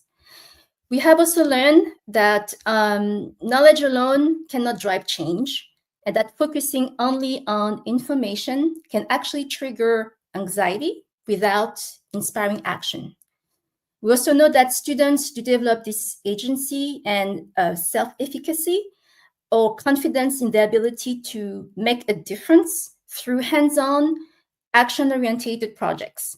So to bridge this gap, the training talk a lot about this gap between knowledge and behavior, project-based learning can be a powerful complement to inquiry-based science teaching, as well as other strategies such as role-playing games, outdoor activities, or intergenerational projects. So with that in mind, how can we, educators, design learning experiences that can not only engage students in understanding climate change, but also to empower them to take action?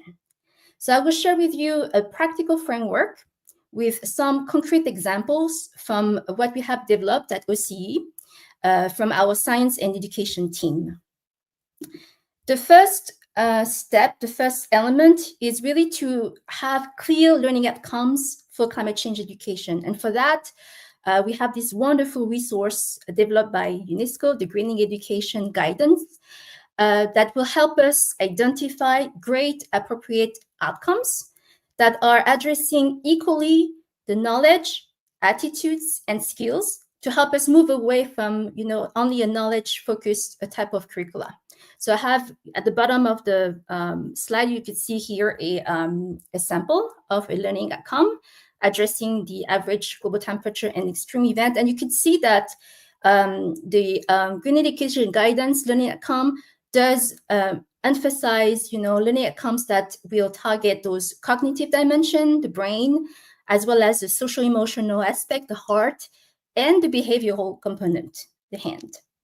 With these learning outcomes, you will actually build those essential meta competencies that, again, Dr. Elena mentioned earlier, so important to help us, get our students to be climate ready, such as understanding complexity, developing critical thinking, ethic, empathy, ability to act, not only individually, but collectively. So I will really recommend that, use this wonderful resource to get your learning outcomes.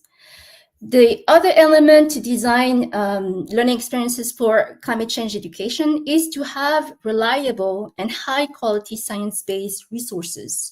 With so many textbooks that contains errors or outdated information, and they perpetuate misconceptions about climate change. So it's really important that you find very good resources.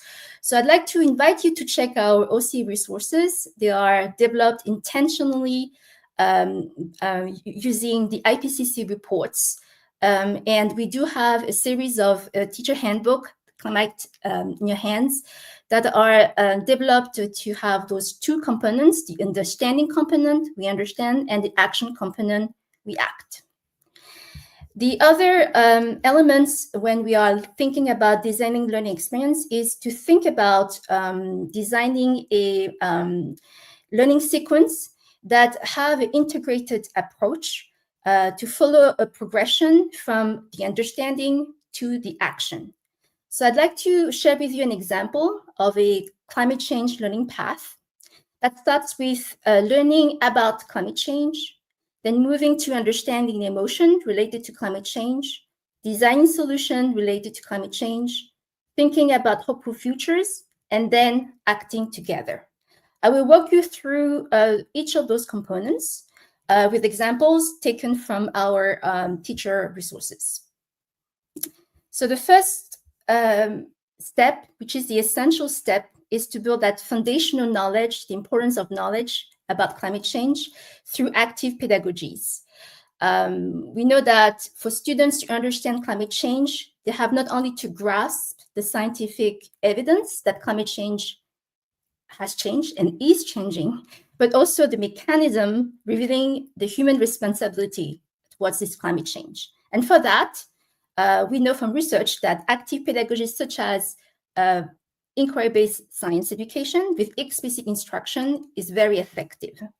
So let me walk you through a concrete example a practical example taken from one of our lesson from the Ocean and Cryosphere Manual. In this lesson, students are asked to design an experiment to determine whether melting sea ice or land ice contributes to the sea level rise. In this lesson, students are guided through a structured investigation that will help them not only develop their scientific knowledge about melting at the sea rise level, but also develop their critical thinking.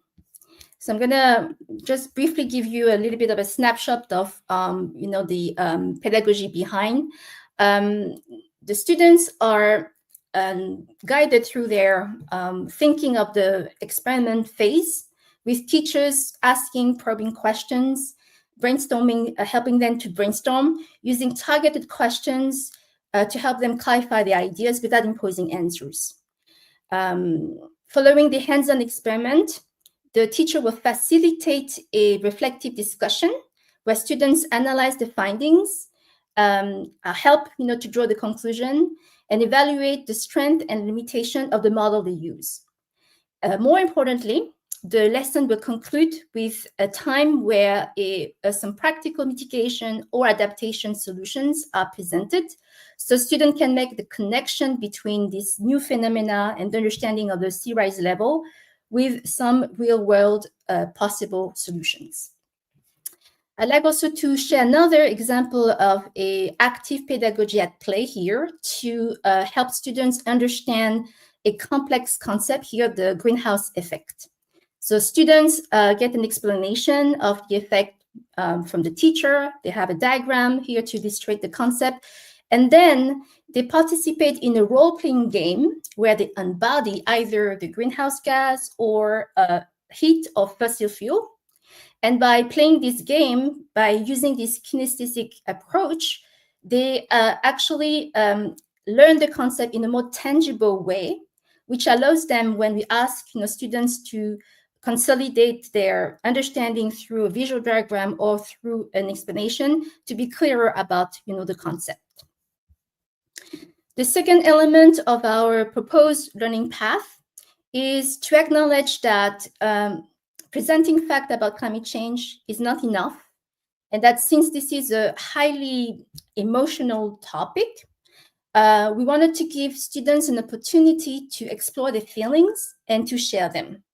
So in this lesson, students will identify an emotion from this emoticon list here. We share them as a group, and then teacher will talk about coping mechanism. One thing that is actually very important for us educators when we deal with climate change education is also to be able to address the emotional aspect of the climate change education. And I'd like to point at the work of Ohala and his colleagues here. They have identified 3 coping mechanisms used by students when related to climate change. The one related to what they call emotion-focused strategies, where students tend to display the seriousness of the climate change. It's leading usually to denial and disengagement. The second one is when students are actually very active, they wanted to do something, but that can lead to helplessness when it's action without support. And the third one is the most interesting one for educators, the meaning-focused strategy, which researchers have found that it can significantly help students to feel positive and optimistic. So as educators, we have to acknowledge that, and we should intentionally design learning experiences that will cultivate these meaning-focused strategies. So how to do that? One way might be to start helping students to look at solutions. So this is the first step of our proposed learning path, where in this lesson, for example, students will start looking at solutions around the world that already exist, and they learn that other people, other organizations are already taking action. So they're looking at example of possible adaptation and mitigation solutions for a specific local climate issue. We have curated a series of case studies around the world where students can take a look at those possible solutions and see what action can look like in their region, for example. The fourth component of our proposed learning path will focus on building narratives and future thinking. So here students are asked to work on imagining desirable futures, thinking about other possible scenarios, visualizing possible climate scenarios, for example. This is another meaning-focused strategy that combined with problem-focused approaches such as problem-based learning can address eco-anxiety and inspire students to use pro-environmental behavior. And I put here an example of asking a student, for example, to imagine Malaysia in 2050, their cities or their country. In this picture, I wanted to show a group of students working on thinking about, another desirable future. This is actually a group of students who came up with a series of comic strips imagining life in 2042, imagining another system for delivering food or eating food and how their city can be organized. What we found is that through this visual narrative, through this exercise of envisioning a transformed society, they are developing this positive orientation for a future that is actually hopeful, which is a very interesting approach, an essential approach when we wanted to engage students in sustained engagement with climate issues. And the last piece that I think is really leading to this learning path, the last piece is to engage students in those project-based learning, those REACT projects, where we allow students to work on action-oriented project for climate change. So students here are really working on identifying a local climate issue and to develop practical solutions by investigating those issues at the local level, by designing, implementing adaptation or mitigation strategies, by participating in climate research initiatives. They do develop not only awareness, but they also build this self-efficacy by really working on meaningful contributions. So I'd like to point out a couple of resources that we have. We have examples of those project-based learning that can address, for example, adaptation, such as this project on increasing beach resilience, that can address mitigation, such as, for example, this project on setting up walking buses, awareness campaigns. We do have tools that can be useful as you're thinking about designing those project-based learning. This is, for example, a framework creating a sustainable project action plan with guided questions to get you started. We also have a Climathon model, which is a great structure to design the project-based learning, with a phase where people are preparing through teacher training, student training, getting as well a full day of intense design and then implementing their project. So I'd like to end with a hopeful note. Climate change education do work, and Dr. Elena mentioned the spillover effect of, you touch a child, a student, and the child or children can help, engage their parents or grandparents in action. So education for climate change education do work. We engage all educators, to roll their sleeves and get, to the work. I'd like to really thank you for your time and attention. And I put together this slide, to summarize some elements, key elements, to design learning experiences for climate change education using guided inquiry as well as project-based learning. Thank you so much. And I'll be happy to answer your questions at the end of the other panelists' presentation. Thank you very much, Ms. Chandra. Thank you for sharing with us the 5 stages of climate change learning path. It's very interesting. And I particularly like the emoticon, coping with climate change. Yes, that's very interesting. Thank you very much. Yeah. So up next, we will have our a lecturer from our IPG Campus Pendidikan Tengku Bainon, who would share about from our local context. Okay, with that, I would like to invite Dr. Chin. Dr. Chin upstage. Yes, Dr. Chin upstage to share his insight about climate change education initiative in the campus. Thank you. The floor is yours, Dr. Chin.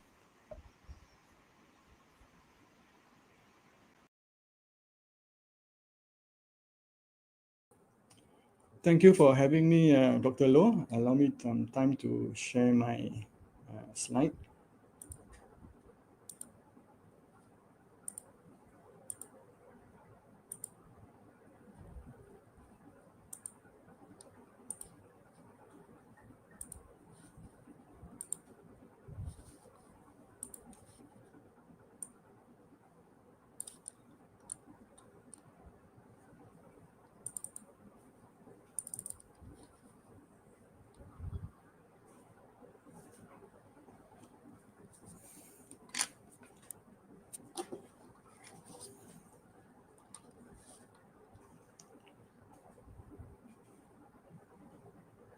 Is my slide up?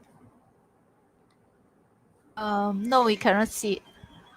Let me see. No.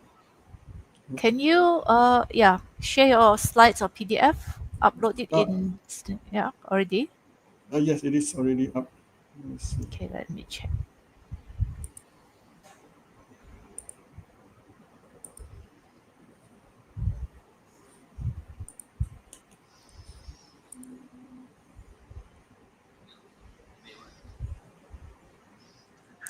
Oh, okay. Is this the slides? Yes, Okay. correct. Thank you. Okay. All right.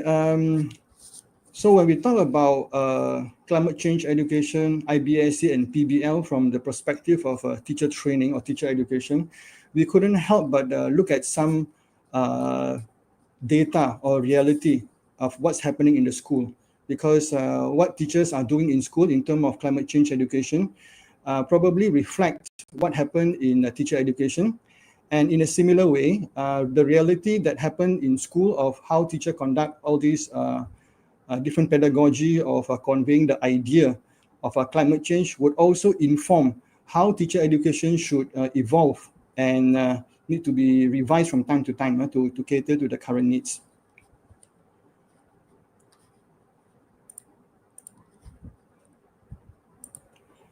Okay, now when we look at data, all right, this is data that was carried out by the North American Association for Environmental Education in 2022, all right, online survey involving more than 700 teachers and administrators found out that 7 out of 10 administrators believe that climate change has been taught in their school or district or the state.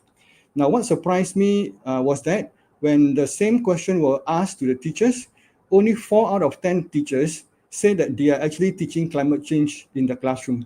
So what does this tell us? When I see this data, I pause and I couldn't help but wonder why is there such a disparity between what administrators reported and what teachers reported. Okay, so we can only speculate what could possibly happen. Why is there a big difference between this data? We would expect what administrators say and what the teachers reported would be, more or less the same range, but there is a very big gap here.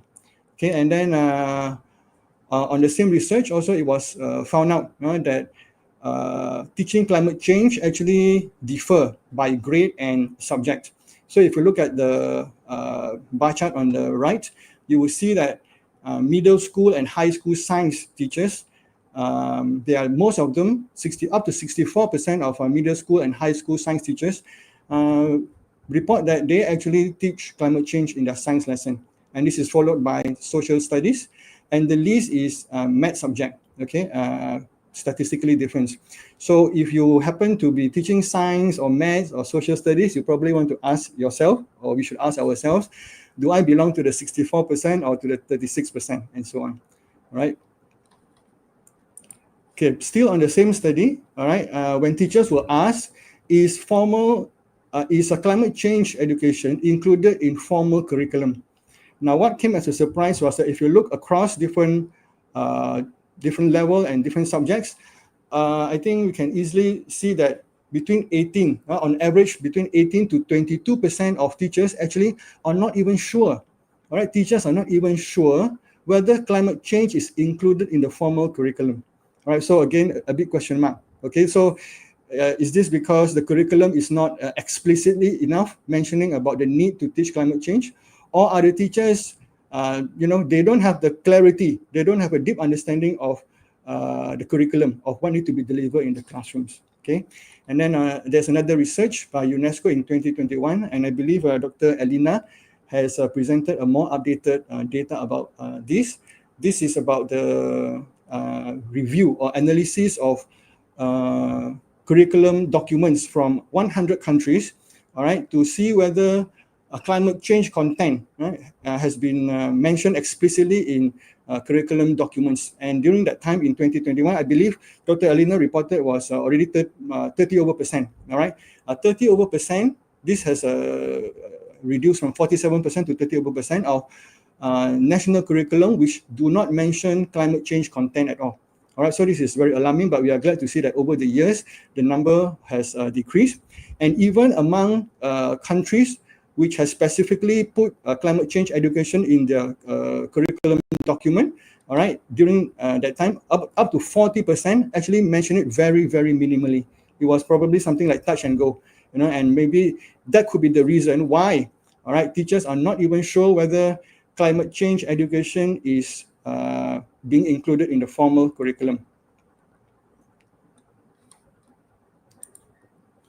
Okay, and then on a separate report, okay, but also by UNESCO, specifically on teacher training on environmental themes, we see that 36%, all right, 36% of our respondents claim that there is no mention of environmental themes, all right, in teacher training. Earlier on, there was a question from a first session.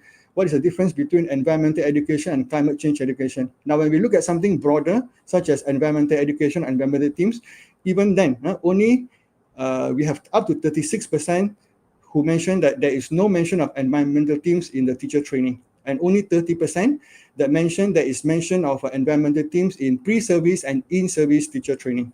So I think this is something very alarming from the perspective of teacher education. Elsewhere, survey also show that while most of the primary and secondary school teachers feel that climate change is important, but only about 1/3 of them express their readiness to teach it. So our audience, our educators and teachers out there, are you ready to teach climate change? All right, so this is something that we have to consider. And survey was a public survey about also indicate that 70% of young people cannot explain climate change. And in this aspect, I think Dr. Elena has already mentioned the importance of the knowledge, all right, in helping to shape the direction of our climate change education. Okay, now, so the need for the urgency of teacher training in the context of climate change education has been clearly spelled out in our SDG Goal 13, specifically Target 13.3. The global community should aspire to build knowledge and capacity to meet climate change. All right, and so in terms of teacher education, there is an urgent need to revise and to improve the way we deliver the methodology, the content, and the understanding of climate change, so that our future teachers, not only just the future teachers, but the in-service teacher as well, they are climate smart and they are climate ready to deliver this message. Also, we also under the initiative of the UNESCO, there is this Greening Education Partnership (GEP), in which there were 4 pillars, and the third pillar clearly mentioned the importance of teacher training and education systems capacities, all right, to address the need for climate change education, so that more of our young people are aware of the danger of climate change and how they can change their lifestyle, take action to address this issue.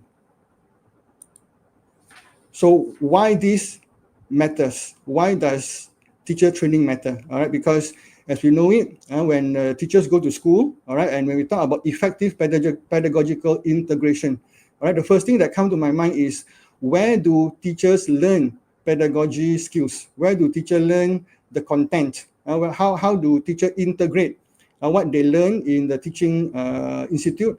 All right, and how do they practice it? Sometimes it saddened me to hear teachers, I mean pre-service teachers, claiming that they don't seem to be able to bridge what they learn in the class to what they actually practice in the classroom.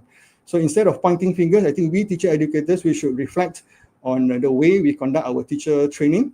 All right, is there something amiss that our students, that our future teachers are not able to bridge, all right, whatever that is learned in theory or in practice, in fact, to actually what they can conduct in the classroom. Okay, so the importance of teacher education also show that it is teachers themselves need to have critical thinking and problem solving skill. That is very, very essential. Before teachers can facilitate students, all right, in critical thinking and problem solving, teachers themselves need to have this skill, all right, and how will they be able to do that? Okay, and in the context of my 15-minute session, we are going to look at localization. All right, UNESCO has specifically mentioned that curriculum must be adapted to regional environmental challenges. It has to be localized. This has been mentioned by Tengku Shariza as well. All right, that whatever that is happening globally, it has to be linked back to what is happening locally, so that the students can relate.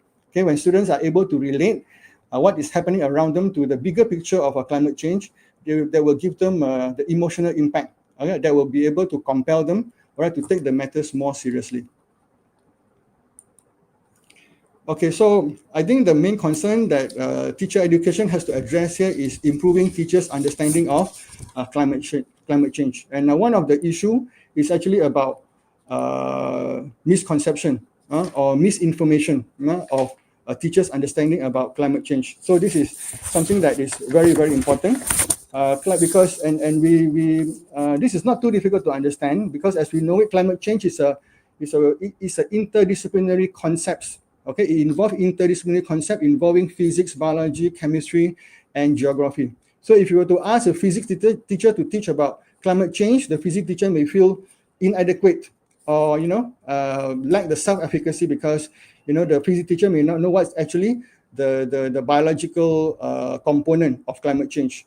Or if you were to ask geography teacher to teach more about climate change, then the geography teacher may say, okay, I don't really know what's happening, in terms of chemical processes and biological parts of it. All right, so it is a very complex concept, and information can arise easily. Okay, and it could also be due to cognitive dissonance.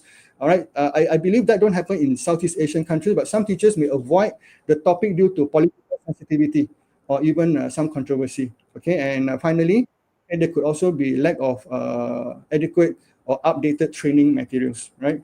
Okay, so the second part of improving teacher understanding is that we need to strengthen the climate science concept in a simplified but accurate manner. Okay, for example, when we talk about greenhouse effect, okay, we have to be clear that greenhouse effect is actually something that happens naturally, but what makes it worse is anthropogenic activities, human activities that contribute to more CO2 and other greenhouse gases, all right, into the atmosphere and cause all these problems. Okay, and then we can also talk about the importance of a carbon cycle. All right, so naturally carbon cycle do happen, but again, due to human activities, all right, we are actually adding more CO2 or other greenhouse gases to the atmosphere, okay, as a result of the use of fossil fuels compared to what the ocean or the forest are able to absorb. Okay, and finally, okay, when we talk about improving teachers' understanding, it also helps, all right, to use local data and scenario. All right, instead of using something that is very distant from the students, okay, teachers should use whatever available around the students so that the students can relate better. Okay, I take the example of polar bear on melting ice. Okay, this image is actually found on the cover page of one of the UNESCO report.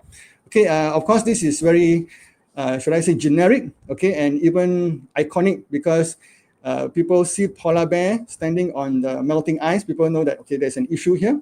All right, but for school children, they might think, I live in Indonesia or Malaysia, all right, so what does this polar bear have to do with me? So we may want to translate the issue, when we prompt our students to think with the polar bear with something more local. All right, for example, in the Philippines, we can talk about the agricultural damage due to climate change. All right, we can talk about frequent floods in Malaysia due to La Nina and El Nino phenomena, which is happening more frequent. Okay, we can talk about saltwater intrusion. All right, in the the Mekong Delta in Vietnam. All right, the rising seawater causes the salt water to pour into the farmland and destroy crops. We can also talk about coral bleaching. All right, in some parts of Indonesia. All right, and some of these Indonesian waters are actually hotspot for marine biodiversity, and we have coral bleaching happening. So we can actually help the students to draw climate change issues closer to their heart by presenting issues that is happening in the local context. Okay, so when we want to localize the content, okay, it is important to draw to what is immediately around the students. All right, so for example, in Malaysia, in Penang, okay, Batu Ferringhi beaches in Penang are shrinking. Okay, we can give students some data. For example, the Penang sea level rises at about 3.5 millimeter per year. If you were to compare this to the historical average sea level increase over the past 100 years, is about just 1.7 mm. But for the more recent 3 decades, it has increased to 3.7 millimeter per year. All right, so we can throw these kind of questions to our students, and this will be used as an essential question to help our students to explore. All right, to explore, and they can carry this on with the inquiry-based learning or project-based learning. Okay, we can also ask similar question about the Mekong Delta, which is Vietnam's rice bowl, or even we can ask the students in the Philippines. All right, glaciers are melting in Himalayas, but it affects Manila. How does that happen? All right. Okay, we can use this kind of data. Okay, this is data about crop damage that happened in Indonesia due to climate change. We can use disasters like this that happen in the community. Okay, and then finally, I'd like to share this, my second last slide. Okay, this is a very good, should I say, summary of what has been done by Fabian et al. In 2024 in an attempt to, have an overview of different approaches to sustainability. And a very quick one here is that when we make our content strategy and pedagogy contextualized, we are able to move our approach to education from the first top left quadrant, which is education about sustainable development. Okay, if we were to use localized context, we are able to move beyond education about sustainable development towards education for sustainability literacy, for sustainable development, and finally, as sustainable development itself. Okay, so it's important to localize our content and our approach. Okay, on my final note here is that in teacher training, we hope to create the ripple effect. If we can do it right with our students, if we can convince them, all right, our previous speaker talked about the emotional aspect of it, all right, then we are able to compel our future teachers, all right, to do what need to be done across different subjects in the school, all right, for their students. And hopefully through this, our students will be able to transfer their understanding beyond the classroom and take actions at home and in beyond. Okay, so in order to empower our students to be the agent of change, right, we must first empower teachers through robust teacher training or teacher education. With that, I stop here. Thank you so much. Okay, thank you, Dr. Chin, for sharing some of your insights on practices implemented on the campus. Yeah, thank you very much. Next, we would like to have Mr. Sri Tamudu to share about climate education initiative in the local schools here. Okay, let us have Mr. Sri. Yes. Yeah. Hi. So, Mr. Sri, hi. Yeah. So the floor is yours. Okay. Is somebody sharing your slides later? Yeah, Safina is sharing. Okay. Thank you very much.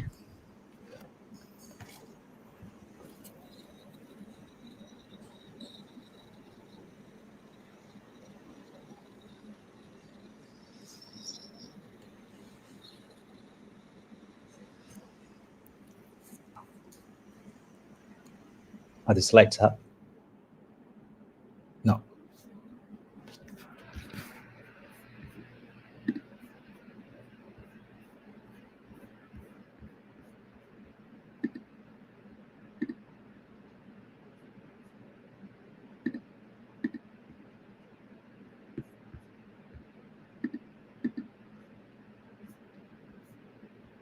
All right, cool. All right. Good evening, and thanks to Dr. Low. And so I'm going to present about the local case study about climate education. So next slide, please. All right. So basically, my name is Sri. I'm from Green Growth Asia Foundation. So one of the leading non-profit organizations to committed in promoting sustainable development and environmental conservation. So basically, our vision is to strike the balance between the environment and economic. So one of the things is actually we're doing is highly advocating is on education. Next. All right. So before I proceed further, what we are doing in terms of eco schools or even climate change education in Malaysia, I think every panelist actually talked about, the students cannot explain about climate change and so on. So I think this is one of the simple example. If you compare between the genes and the tea or teh tarik, which is in Malaysia is very quite famous for us, if we could compare and actually ask which one actually has a highest carbon footprint, if we could answer or we could analyze and tell which one actually has the highest carbon footprint, I would believe we successfully or implemented climate change education or environmental education. But unfortunately, we don't. The reason being is we only talking about theory, but without connecting the science and also the reason behind it. Because all the while when we talk about environmental education or climate change education, what we are thinking is wearing a green shirt is showing that we are doing something for the environment, or even we plant so many trees, actually we're doing something great for the environment. That is not enough or not sufficient, but what we need to do is something fundamentally that we never do correctly in the education. So basically, to answer these questions, I think I have the answers for you. If somebody answered in the chat space, I think it's good. Next slide, please. So basically, a pair of jeans. It's not about only the wearing the jeans, the post productions of the jeans, but what is the post consumerism of carbon emission that we are emitting by using a jeans. So it's a lifestyle choice that we are making. So it's a tea with the milk, and tea without the milk also has some carbon footprint. But this is very personalized. I think this is what actually I like when Tengku Sarizad was actually talking about your individual responsibility to climate change. So this is the climate change responsibility that we should and we would like to actually embed into the education. Of course, I think Dr. Chin has talked about, very correctly said it, you're talking about polar bear, glacier melting, ice melting, but which is we are never really connected to it. Reason is we even don't see a snow in Malaysia. So I think when it comes to like teh tarik or even jeans, is something is very personalized. I think this is where actually the student learn what there's the next action to do. Next. So I think it's also Dr. Elena and also Dr. Chin mentioned. So the students knows about climate change, but only theory, but they cannot explain what they can do in their individual climate action, individually how much they can reduce the carbon emission or even in climate change. So they knows, but it's a journey from knowledge to action. So you have the knowledge, but you don't know how to take the action. So the agent of change in bringing the K to hey, the knowledge to action is teachers, are the teachers. So whether our teachers are equipped with the knowledge, or whether our teachers need to be upskilled or their knowledge need to be upskilled. So that's the question that we try to figure out, and we are working on it. Next. So I think our problem statement that we are doing, I mean, this is a problem statement that we are currently working on. So anything regarding the environmental pollutions or even weather, water pollution, litter issue, climate change issue, what actually has gone wrong? Basically, it's very simple to understand. If you have a lack of environmental literacy, that is where actually leads to environmental degradation. Next slide, please. So that is the problem, and we need to have a solution. So the solution that we are putting it here, we are not saying that our program is the best program in the world to solve all the program. No, but our program actually trying to complete the puzzles that missing in action. So this is where actually we are doing under the Eco Schools Malaysia program. I will run through what is Eco Schools Malaysia program and actually what we are doing specifically in order for upskill the teachers, so that when they go to the classroom, They have a knowledge, and they also have some assets or some materials to showcase to the students how to reduce the carbon emission or even fight for the climate change. Next. So what is EcoSchools? So EcoSchool is actually a unique network of change makers. So it's actually present in 98 countries, involving 64,000 schools, 20 million students, and 1 million teachers. So why I'm talking about this data? Actually, it's not a program that a school-based program or national-based program. It's an international program, and actually has a vast network for students to communicate and exchange ideas. Next. So the EcoSchools program, it actually has a long history. So launched in 1994 and developed by Foundation for Environmental Education. So yeah, and it's also identified under the UNEP program and focused on local Agenda 21. So this is the global history of the EcoSchools Global. Next. And when it comes to Malaysia, so it's commenced in 2011, recognized by Ministry of Education, and Green Growth Asia Foundation is the national operator to run the program. Next. So basically for EcoSchools program, so the core components is the school needs to do the environmental audits, the eco committee formation and student-led action planning, and they also need to do a thematic project implementation in order for them to apply for some certification. So it's not an on-off program. It's not talking about, okay, today my headmistress or headmasters interested in recycling and we want to actually do the recycling program. So EcoSchools program doesn't run in that way. It's all based on data, what actually the critical environment issues that you're focusing on within your school compound. So from there, actually, you start to develop your action plan, start to do your data collection, and start to do the curriculum integration and showcase the results. What do you achieve? It doesn't matter whether you fail, you tremendously fail, or you really do good. It doesn't matter. We celebrate the success. We actually recognize the failures. So it doesn't matter for the schools. We don't penalize on that. But what we want, actually, the students and teachers together take initiative to build the breathable school buildings, so that the student learn in each and every corner in the school, they learn about climate change. And the impact for currently, actually, we actually implemented nearly 300 Malaysian schools. So over 50,000 students engaged, and nearly 40 schools in Malaysia as Green Flag awarded. Next. So to put it, the basis of EcoSchools program is learning about climate science and addressing the real world issues. And I think Dr. Chin's slides was rightly pointed. Localizations of key issues is the most important. So here, the students actually, when working on the projects in the school under the EcoSchools program, they don't work on the program that it's totally very alien for them, but we want them to work on what exactly you're seeing right in front of your eyes in your school. So that is what actually the project that you could work on. We don't need actually a big gung-ho projects, but we need a small project with small action with big impact. And it needs to be based on the data and project-based learning method or research-based learning methods.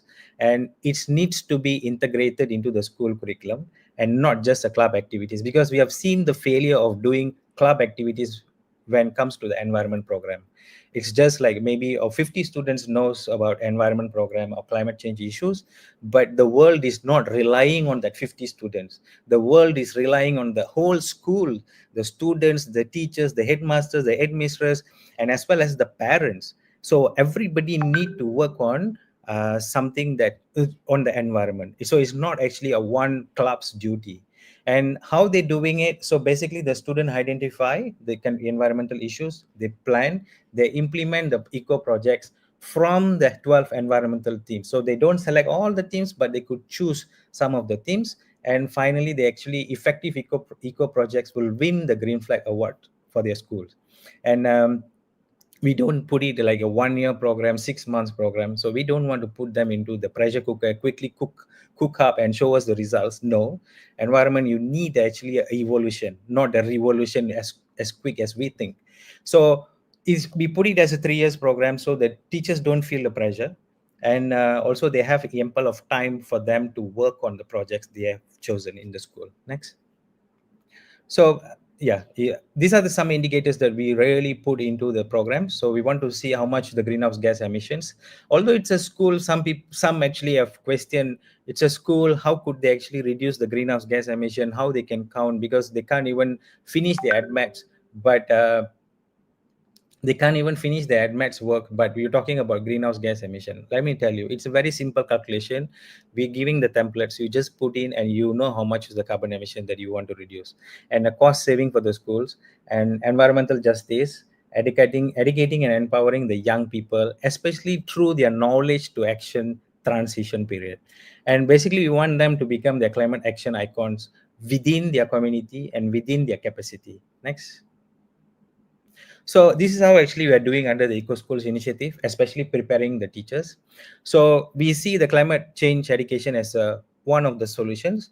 How we doing is actually we prepare the teacher first. So how we doing it? Actually, we provide the climate change education training so that they equip with the knowledge, skills, and strategies to effectively integrate climate literacy into their teaching.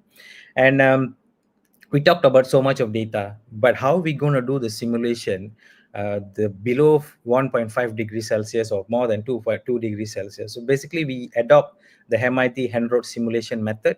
We teach that in our CCE program. So basically the teachers also understand whatever the actions that we are doing, whether it can reduce, even example, changing from a petrol car to EV car, how much actually I can reduce my carbon emission, or how much actually I contribute to reduce the global temperature change.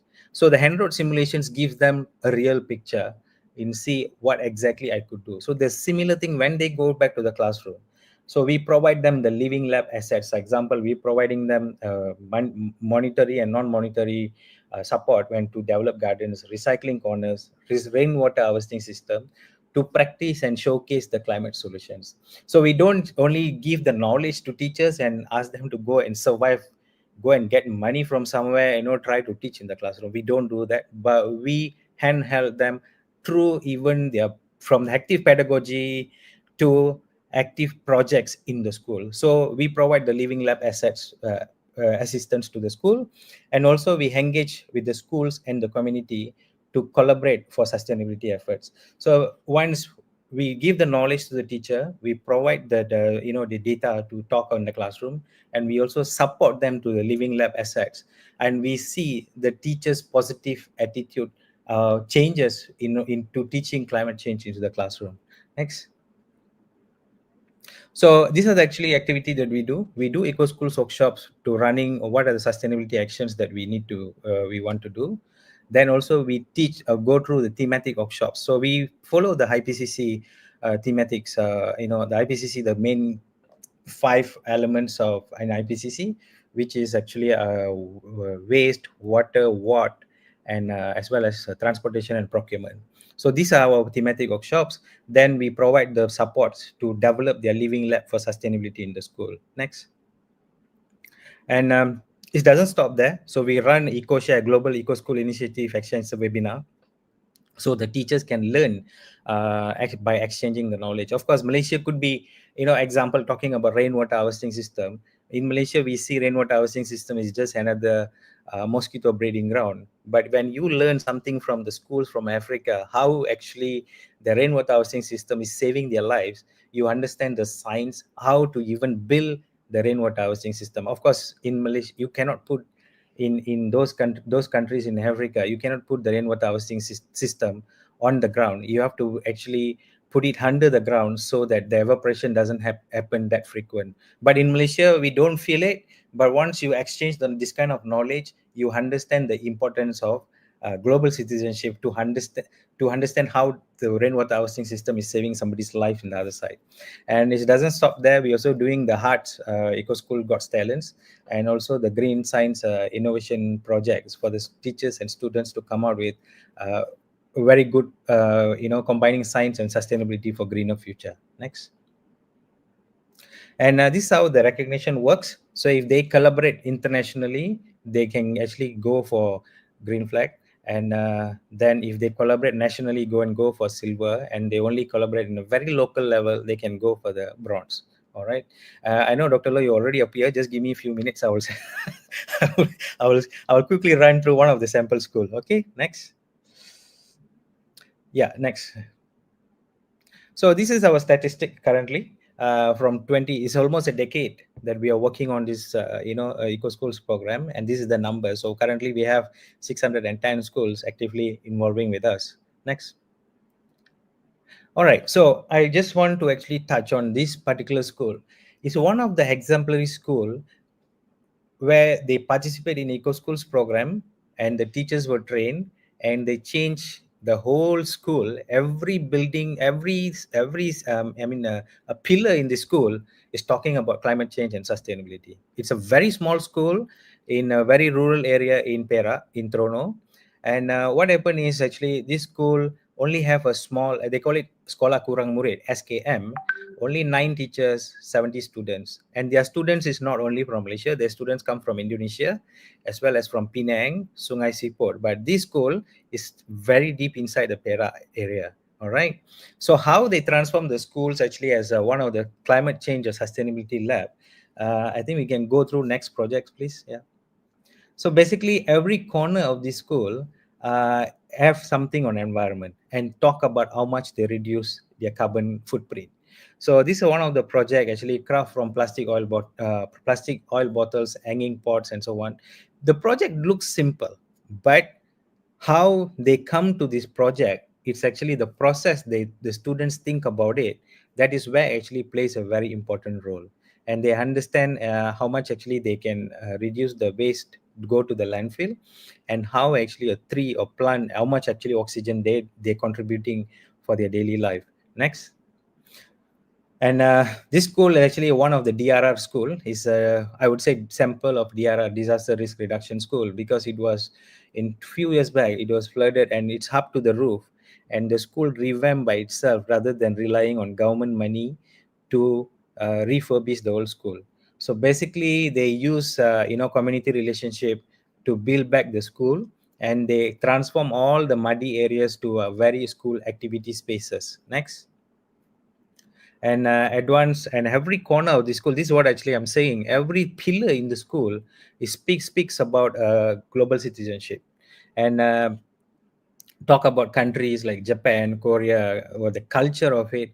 Everything is transformed into the mural in the school. Every pillar in the school is actually transformed as a learning ground. Next.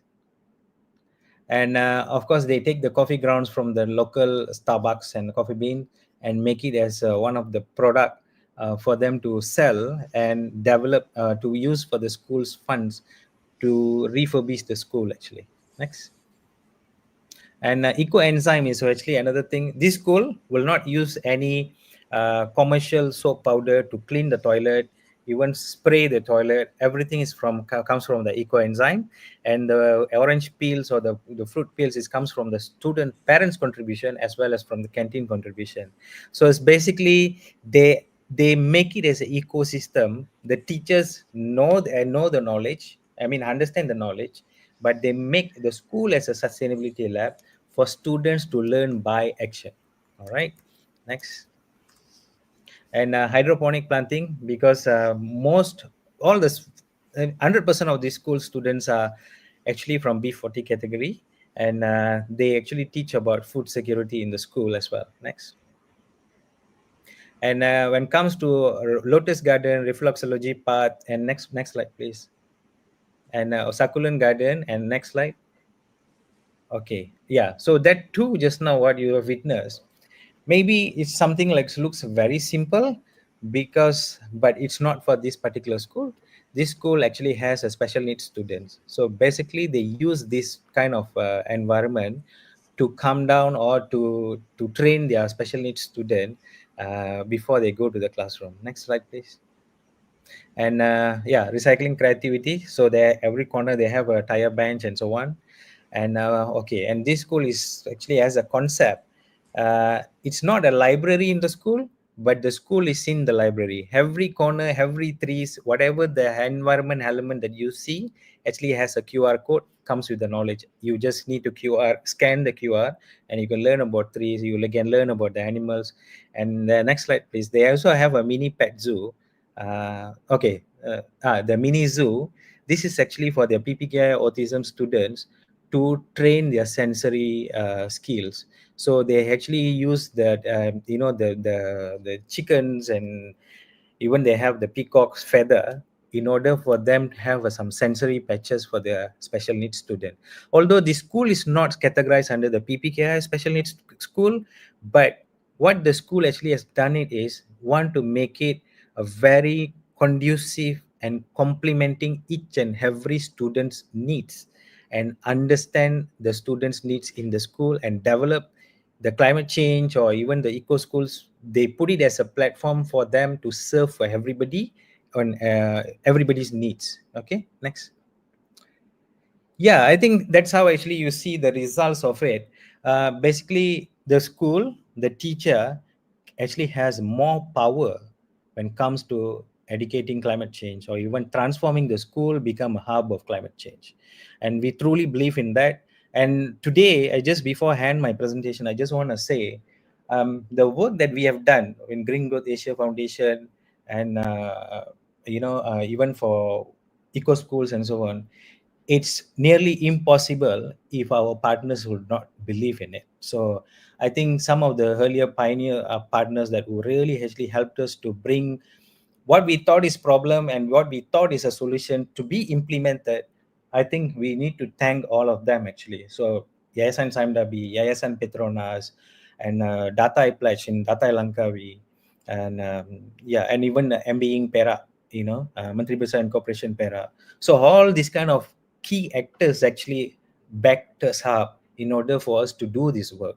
So I think in order to teach teachers, or even to educate the teachers, or not to educate the teachers, to upskill the teachers in climate change knowledge, it's actually not only a work of Ministry of Education. It's not only a work of IPG, but I think it takes a, I mean, it's take a they call it takes a village to raise a child. But I think it's true that it really takes a child. It takes a village, the whole village actually. The Malaysia is, it doesn't matter your private funders or corporate partners or public public person, or even the parents. So everybody needs to play a role in a school, so that the teacher, when step into the classroom, he or she can step peacefully and comfortably to teach something for the students. So that is how actually we are shaping the generation, and we believe the Eco Schools program actually has done some little changes and bring some impact in Malaysian schools. So with that, I hand my presentation. Thanks a lot. Okay, thank you, Mr. Sri. Share some of the great initiatives in the local schools here. Yeah, okay. Now we move on to our question and answer session. With that, we want to invite Ms. Chenda up to the stage, and also Dr. Chin. Yeah, Dr. Chin. Yeah. So we have, I think we have 3 questions here. Okay, for the first questions, yeah. How do teachers internalize the desired competency if they have not undergone these active pedagogies themselves? Yeah, so I would like to invite Ms. Chenda to respond to this question. Yes, it's unfortunately the reality for a lot of educators that they haven't been exposed themselves to those learning strategies when they were students or learners. So to help teachers internalize these practices that are maybe unfamiliar to them, one of the main recommendations, and this is also our strategy at OCE, is to provide those experiential professional development opportunities where teachers do participate, as learners in the same type of learning activities or learning approaches that they're expected to implement or teach. So for example, the lesson that I showcased today, designing an experiment to demonstrate if sea ice or land ice, which one of the type of ice contributes to the sea level rise. It's an activity that we also provided to one of our professional development training, where teachers are asked the same question, are asked, to design an experiment, to conduct experiment, reflect on the experiment. And we found that by going through the same steps than their students, they understand the value of the approach, and they feel more equipped, to replicate that at their school. But we also found that without the support of their school, or without, the support of the administration, it's very challenging for them to continue to practice, these new pedagogies. So the system of support is really important. And having a network of teachers or colleagues to support, them is also very important. So gradual implementation of those new strategies with a supportive system, maybe a community of practice for them, to be able to exchange and share, their practice, maybe action research in their own classroom as well, where they can reflect on their implementation and analyze the outcome. So again, experiential professional development as the core, and the supportive system, to help them with the implementation. That will be probably a slow transformation with time. Okay, thank you. So professional development, supporting system, gradual implementation, community of practice. These are some of the things that we can actually do to actually help teachers to internalize some of these desired competency. Thank you, Ms. Chenda. Okay, so for the second question, we have one question about pre-service teachers. Yeah, how can pre-service teachers be prepared to be educators in climate change education? Yeah, maybe we have Dr. Chin to respond to this. Okay, I believe as teacher educators, we have to walk the talk, because our students learn from what we do, not what we say. Okay, so if we if we are teaching our pre-service teachers not to use single-use plastics, then we shouldn't be using it in our campus activities. Very often during gathering and all that, when food are served and all that, for the sake of convenience, okay, plastic fork and spoons and disposable plates are frequently used. So it would make a difference for the pre-service teacher to see their lecturers refuse such kind of practices. So I think walking the talk is very important. Secondly, place-based learning. Okay, place-based learning is will provide a very rich experience. Okay, I believe whatever our pre-service teachers enjoy doing, they would remember that, and hopefully when they go to school, they will do the same for their students. So, for example, if you talk about tree planting, okay, we don't talk about tree planting by watching video. We bring our students to the mangrove, area to plant trees. All right, and if you want to observe how green schools like what Mr. Mu have mentioned just now about the green school flag winners and all that. Okay, we actually bring our students to these green schools, all right, to observe, so that our pre-service teachers can see for themselves how schools can carry out a wide range of whole school approach, to make the school green and all that. So I think place-based learning is very important. And then thirdly, okay, is assessment. Okay, I believe Malaysia and many other countries are also moving away from exam-oriented grade kind of assessment. We are going in the direction of authentic assessment. So it is important that in teacher education, we practice this in a more robust way, so that when our pre-service teachers go to school, they will also know how to carry out this kind of authentic assessment. Back to the first question, we ourselves have not gone through authentic assessment as students, right? But somewhere along the way, we have to pick up the skill how to do that, because otherwise it will be very unfair to our future students, or in this context, to our future teachers, which will be translated to our future students, all right?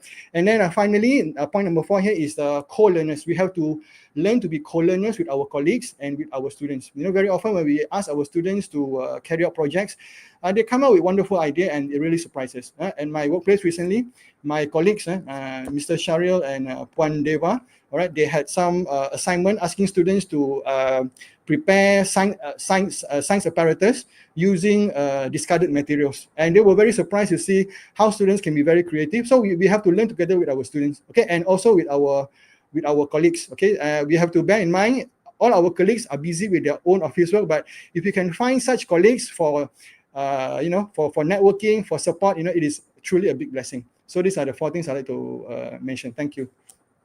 Okay, thank you, Dr. Chin. So action speaks louder than words. Okay, place-based learning, authentic assessment, also co-learners. Yeah, thank you for sharing your insight.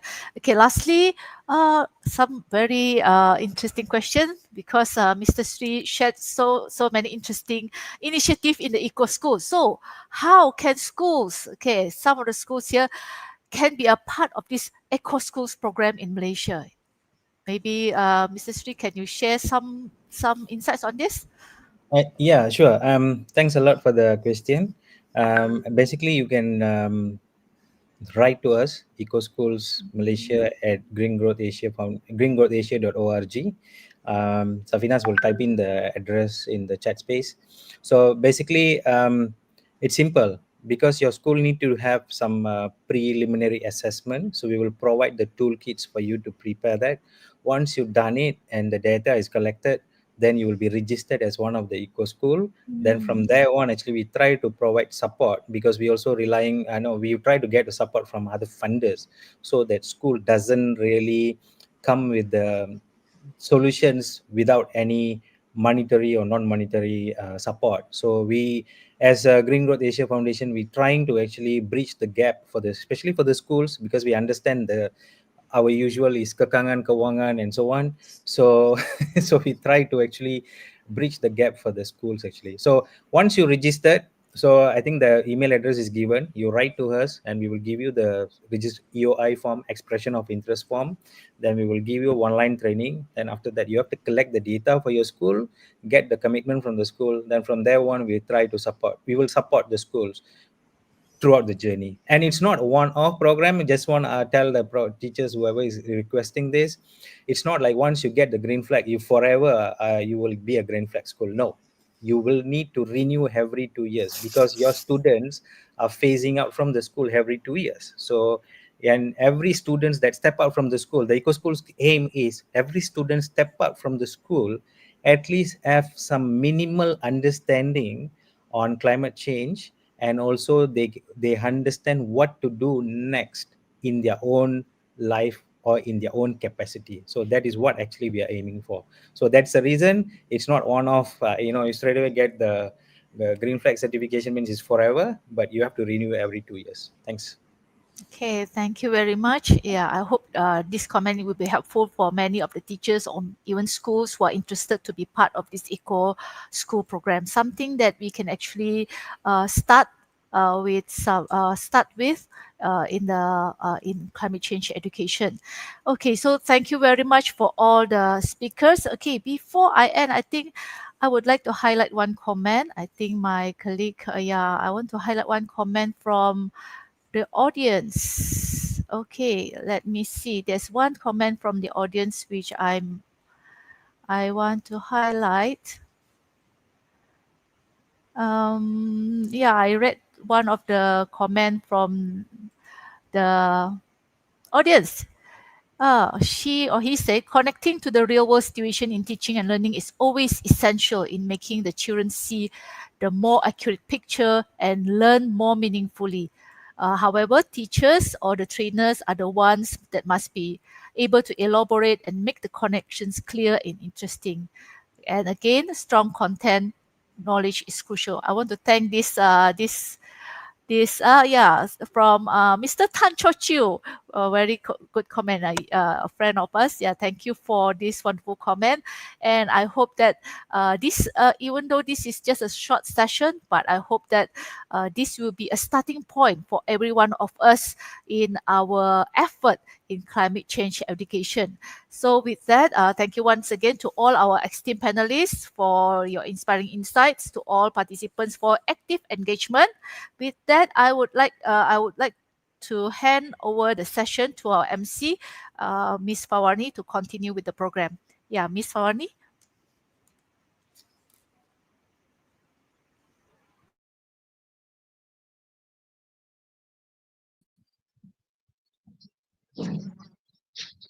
We have now reached the conclusion of our webinar.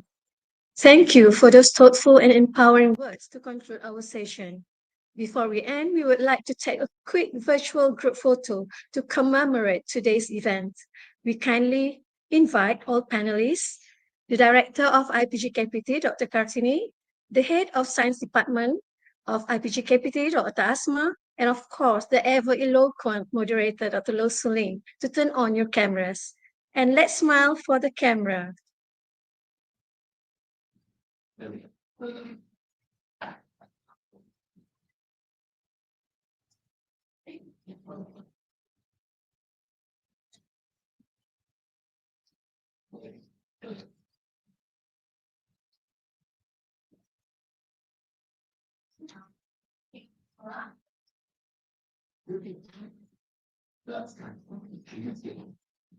Okay, let's smile for the camera. Okay, ready? 1, 2, go. Okay, freestyle. 1, 2, go. Okay, thank you. So lastly, we invite everyone to complete the feedback and evaluation form, which has been shared in the chat box. We also provide you with the link SPL KPM, and this link SPL KPM for all the Malaysian KPM educators only.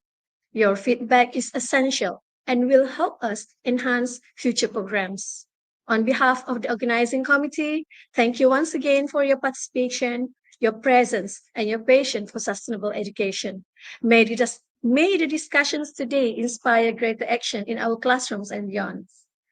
So take care, stay safe, and goodbye.